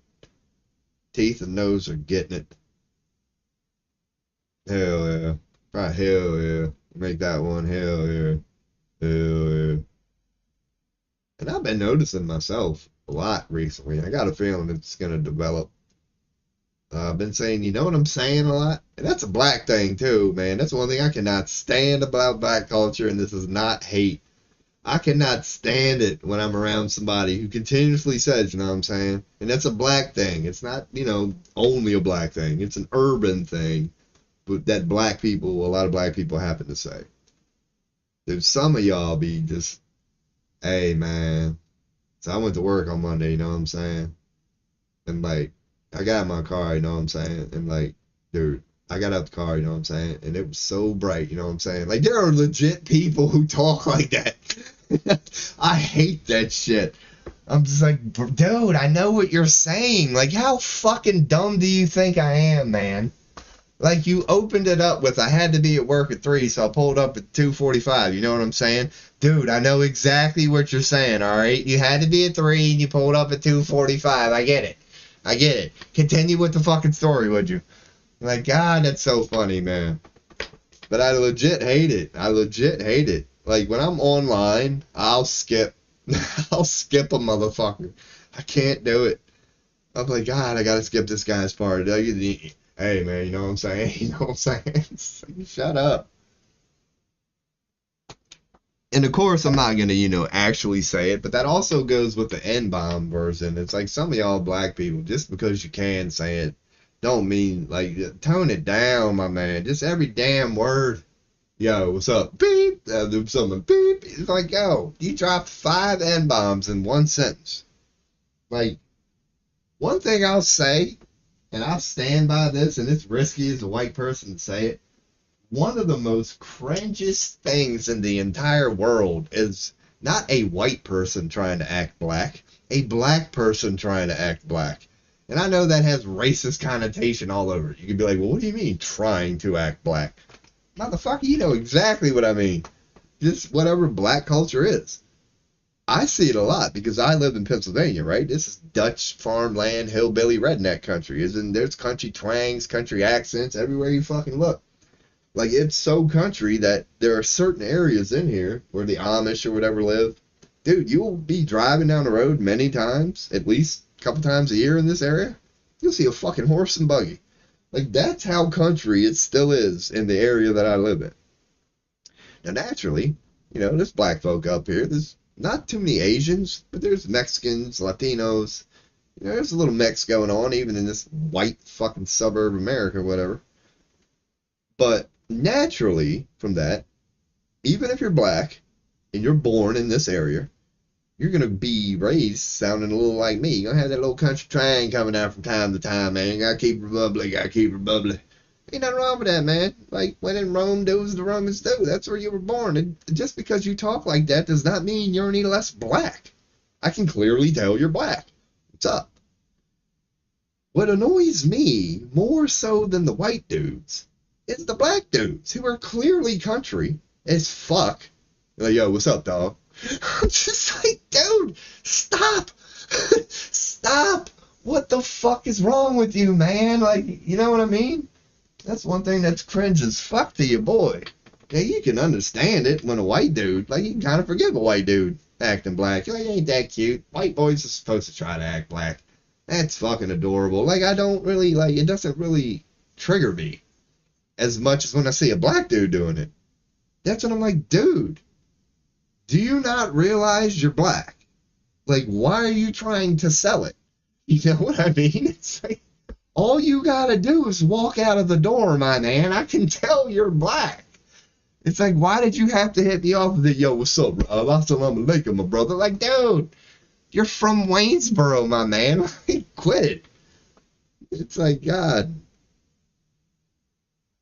Now, I guess you could say, and I do mean this, I can say that because I was born in the hood, you know what I mean? Not in the hood. My childhood I was born, it's weird, I'll admit it. I was born in the suburbs next to the hood. Lincoln Park, Rockville, Maryland, 20850. Lincoln Park is the ghetto. It might be a little better these days that you did not want to go to back in the day. Legit ghetto, crack houses, Section 8, all that shit. But there's like a spot where it ends. You know what I mean? There's an elementary school here. There's a long road. And on the one side of the road is Lincoln Park, the ghetto. And on the other side of the road are suburb America. Fucking, like, it's weird. Like, you can clearly tell where they ended the Section 8 public housing, whatever, and it went from that to homeowners. So granted, I lived on the homeowner side. I did not live in the ghetto. But when you look at my elementary school picture, it's like 90% black, and then your boy, there was two other white dudes, and maybe 3 white girls, so there were a total of like 6 white people in the class. There'd be about 6 Asians. The Asians in my area were on par. At least when you went to school, they were on par. They were closer to the white people than you might think. There's a pretty big Asian population in Rockville, Montgomery County, Maryland. It was a great childhood because I ended up getting, a lot of diversity, but I did grow up around a lot of fucking black people and like real urban black people, and I love that. as in, the type of shit that they try to sell on BET or they used to back in the gangster rap days. Like, that's the type of black folk that I grew up around. And I love that. I love that. I love that. That came with so many fucking experiences, man. Because I was raised by my grandparents. And once again, like my grandfather was a little racist, but it wasn't, I can't even say a little bit. Well, yeah, he was. Because he wasn't like a full-fledged racist, you know what I mean? But he was racist. He had prejudices. But it wasn't because he was a bad person. I'm a cause and effect type guy. It's like, dude, he was a white dude born in a certain area at a certain time around certain people, so he adopted some racist things. But it ended up, teaching me a lot because think about my childhood. I would go to elementary school all day, right? So I'd be hanging out with my friends, be having a good time, meet good people, had actual friends. My friends were, Tyrone, Jamal, people with names like that. And then I'd go back home. We'd be eating our dinner at night. Of course, the news would be on or whatever. These are grandparents, all right? This is an old school setting of a world that is lost. The families used to like sit around the table and eat dinner together. Now, you could argue the TV being on in the background is a little shameful, and I can't say Grandma approved of that, but it was on. So, yeah, you would hear what news does. They constantly report negativity and crimes and things like that. So, when a black person would do it, I would frequently, at the dinner table, hear like my grandfather drop an N bomb, all it, it'd be some straight racist shit. But it taught me something as a kid. Because as a child, you're sitting there going, okay, I see the, implications behind this. You are saying, based on the actions of that one person, that you don't like that whole race. Like, I get what he was saying, that it was a black thing. But yeah, as a kid, I'm like, dude, I just spent 2 hours at my black friend's house and had a great day. You know what I mean? So as a child, I'm sitting there, I'm going like, what do you have against these people? Because many times, like, I was always attracted to the black people.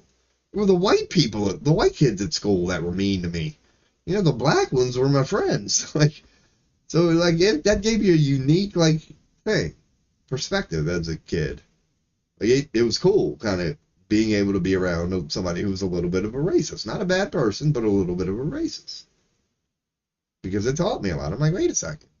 Because grandma would stop him, of course. That's what I mean by like he's not like a real racist. It's not like I couldn't have a black friend over, and it's not like he would say anything to them. He wasn't hateful, but I knew in my heart of hearts, that he probably, and I might be wrong.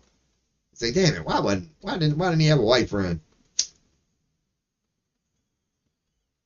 And I did. I had white friends, but my grandma was amazing. My grandma was amazing. She would not have stood for that even if he tried. She was one of them women that could rule the house, not with force, but you knew who was running that bitch. It was purely love. Like, she was so good at what she did. Like, that woman set the bar high. If I'm anything of a decent person, I give a lot of that credit to her. I got lucky with that one, man. She steered your boy in the right direction. Well, I don't know. Like I said, your boy's life ain't bad. It really ain't. But I'm my own worst critic. I really am. And I know everybody can relate to that. I feel the pee coming on, man. So hell yeah, man. Just nothing going on but the rent. Let's throw up the old BRB. Because guess what I'm about to do? I'm about to BRB. Makes sense, don't it? Hell yeah. Alrighty. I'll be back. Woo! Oh man, dude, I really gotta pee. I might squirt a little bit.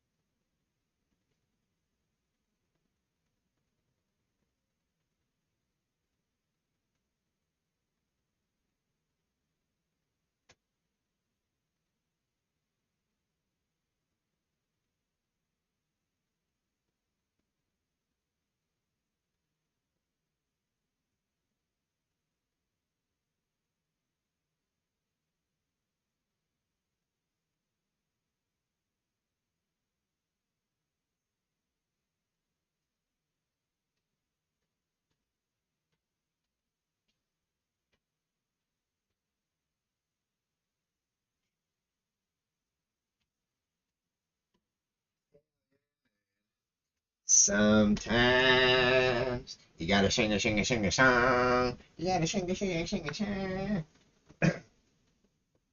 Ah, I should stand up, man. I feel the old stomach getting bubbly again. Definitely gonna hit some water. Let me turn on the webcam for this. That way old Twitch and YouTube knows I ain't all about bad habits. You boys promoting hydration. Not promoting shaving. Not promoting changing your clothes. Not promoting eating healthy and cooking your food. But I am promoting drinking water. Hell yeah. And I do need a lot. I haven't had a proper drink yet today. I've just taken little sips. The way my body is, man, it's like I'm a dumbass when I don't start my day with a proper drink of water.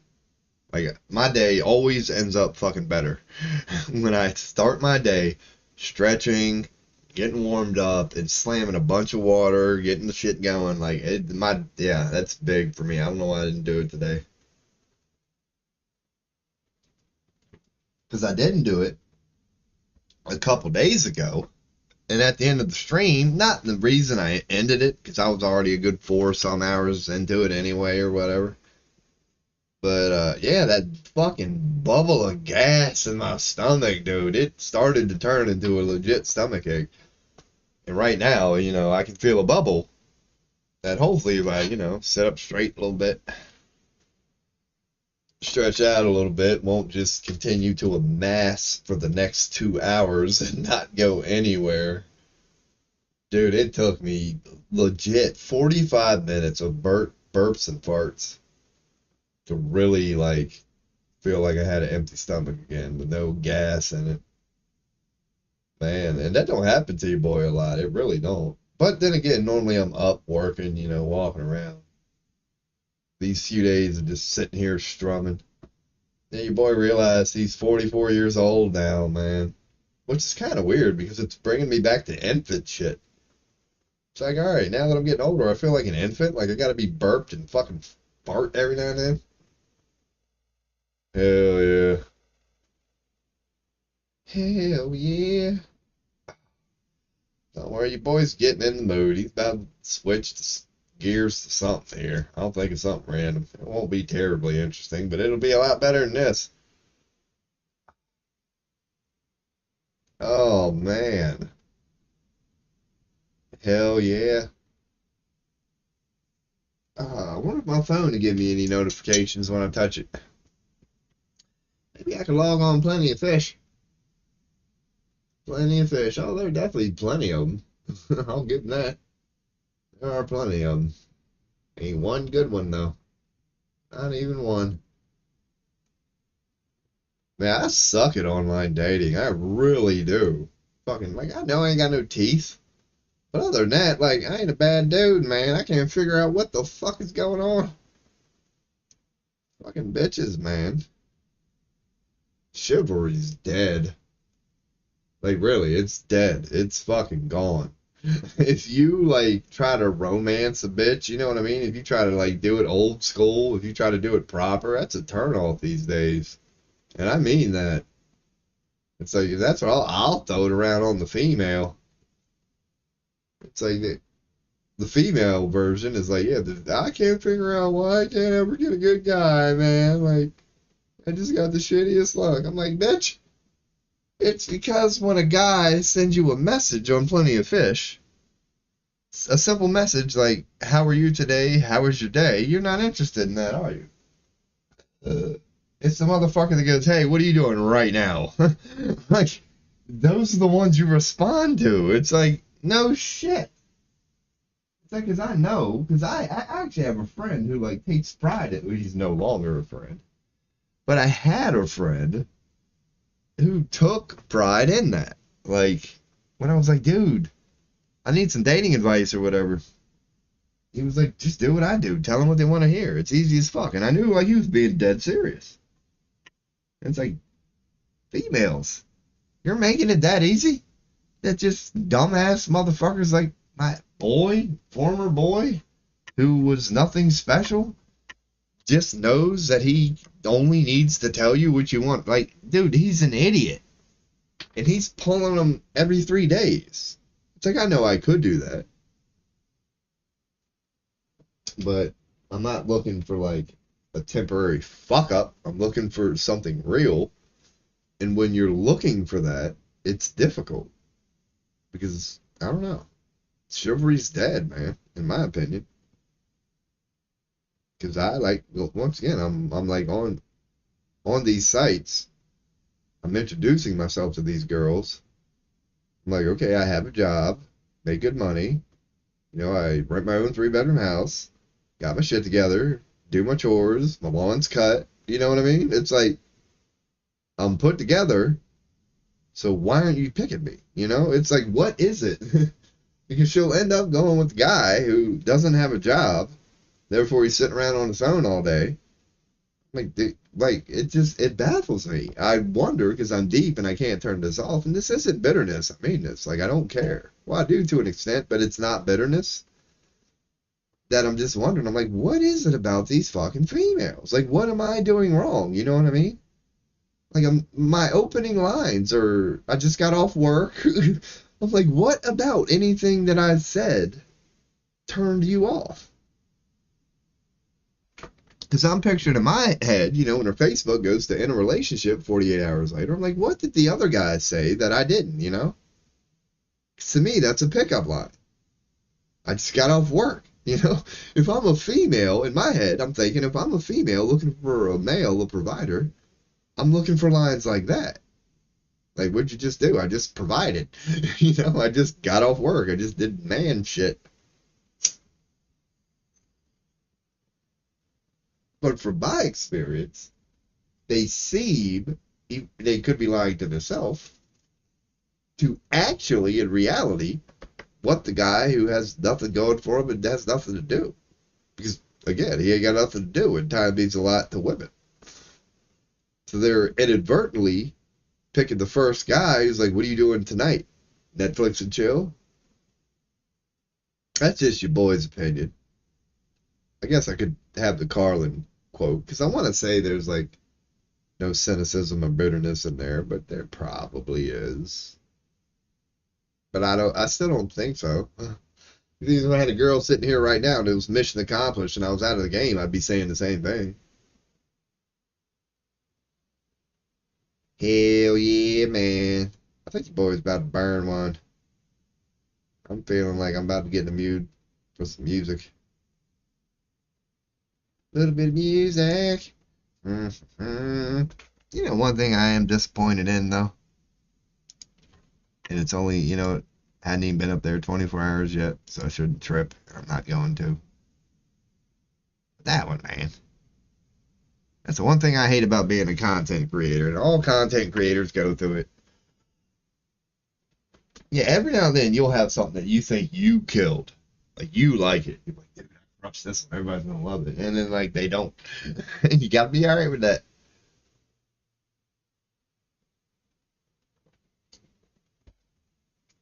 Yeah, your boy makes a couple highlights and it's like, oh man, that one's gonna blow up and go viral. And then you log on, you're like, yeah, one person checked it out, huh? One person.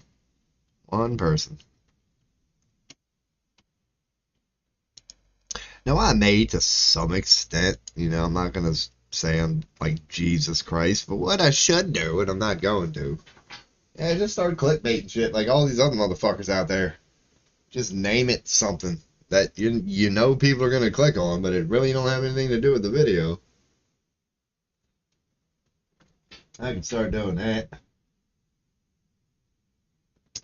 Hell yeah. Show my feet. I guarantee I'd get views. Yeah, that's a damn shame, because I would, man. If there was like a market for like gay dudes, like there is like females, you know how females can just flaunt it. And I'm going to sign up to Discord. Why not? Yes, that's me. I got my own Facebook support group page that nobody has fucking needed. I've only got 2 views on it too, so that's the introduction vid right there. once again, even that page is only a few something years old. But I will get some shit going eventually, man. I know it looks like I'm all unmotivated and shit, and I kind of am. But this is a phase. It's just a couple days of me unplugging. Had to shift gears a little bit, kind of just getting used to this, getting used to this new life. But I will schedule interviews. I do hope this motherfucking page ends up being legit one day. It might end up being really fucking cool. There's a lot of potential here. But yeah. I honestly don't give a fuck. I mean, clearly I'm just sitting here with no viewers right now and I'm still going. That's how I know I might have a shot, man. I don't know. That's the part I come to terms with myself, man. I can't say I'm not doing this for money, because of course I am, but not in the sense. I guess I'll keep it off. Yeah, I'm doing the whole tobacco and probably about to do a little weed thing here.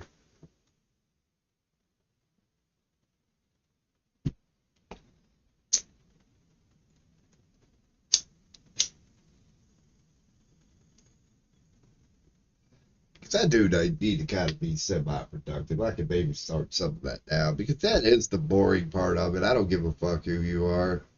That part sucks. Like, you actually have to put some work. Not that you have to. But this streaming thing, man, it's definitely going to be a challenge if I want it to do what I want it to do. Speaking of which, man, let me check the weather real quick. What's the weather looking like this week in PA?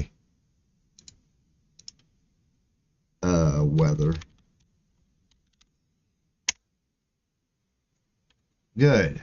That looks way better than it did the other day. Other than cold as fuck. Yeah, God, this is painful. Dude, it's been a rough winter, man. It's been a cold one. Fuck that global warming shit. They're spending all this money trying to convince us how real global warming is. And I'm not saying it's not, but I am saying it's not when they're presenting it as. Global warming, it's very Carlin-like what I'm about to say. Global warming is basically a reflection of human arrogance. It's exactly what Carlin was saying. It's like we actually think that even if we could influence this planet, that, like, you know what I'm saying? It's like global warming is just an example of human arrogance.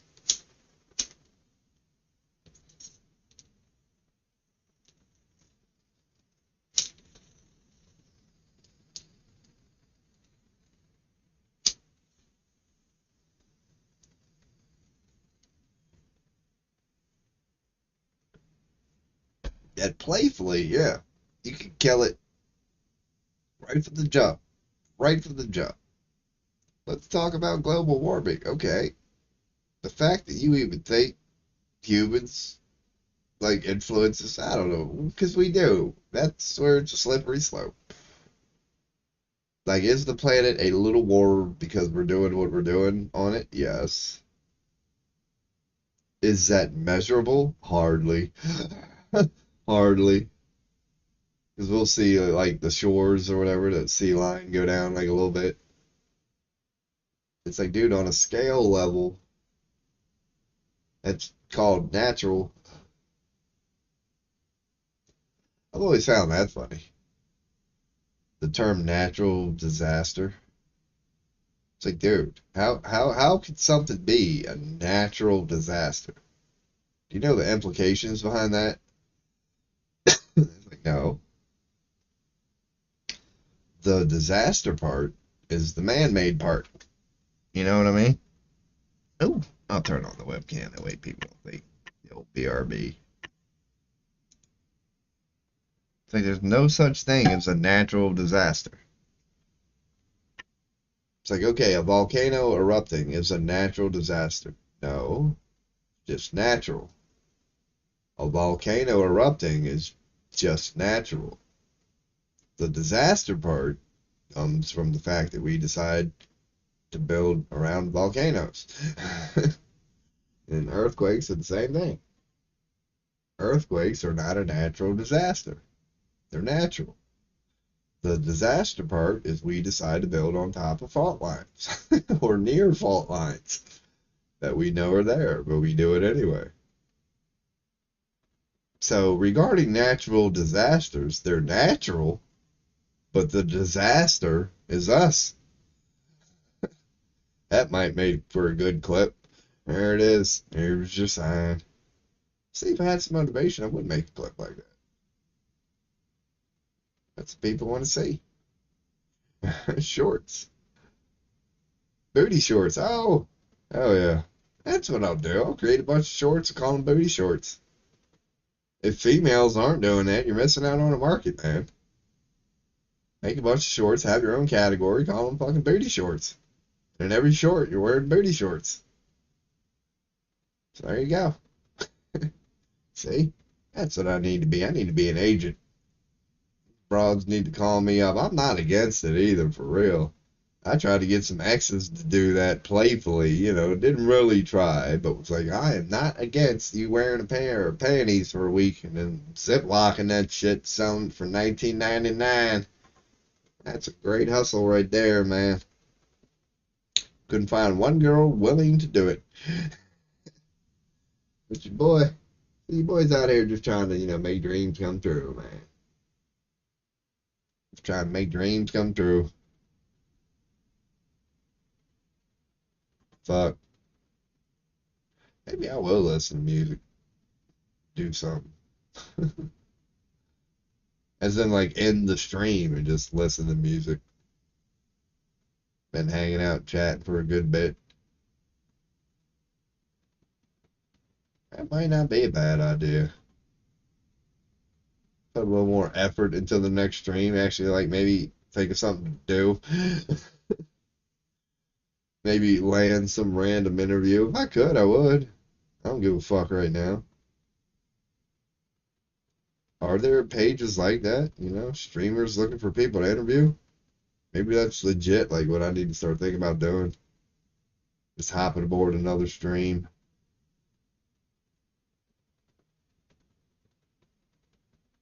Yeah, man. Yeah, I guess your boys gonna get ready to hit stop. Ooh. I don't see a whole lot going on. So, your boy's gonna hit stop and, like, hopefully do a little work to this shit. So let's say bye-bye.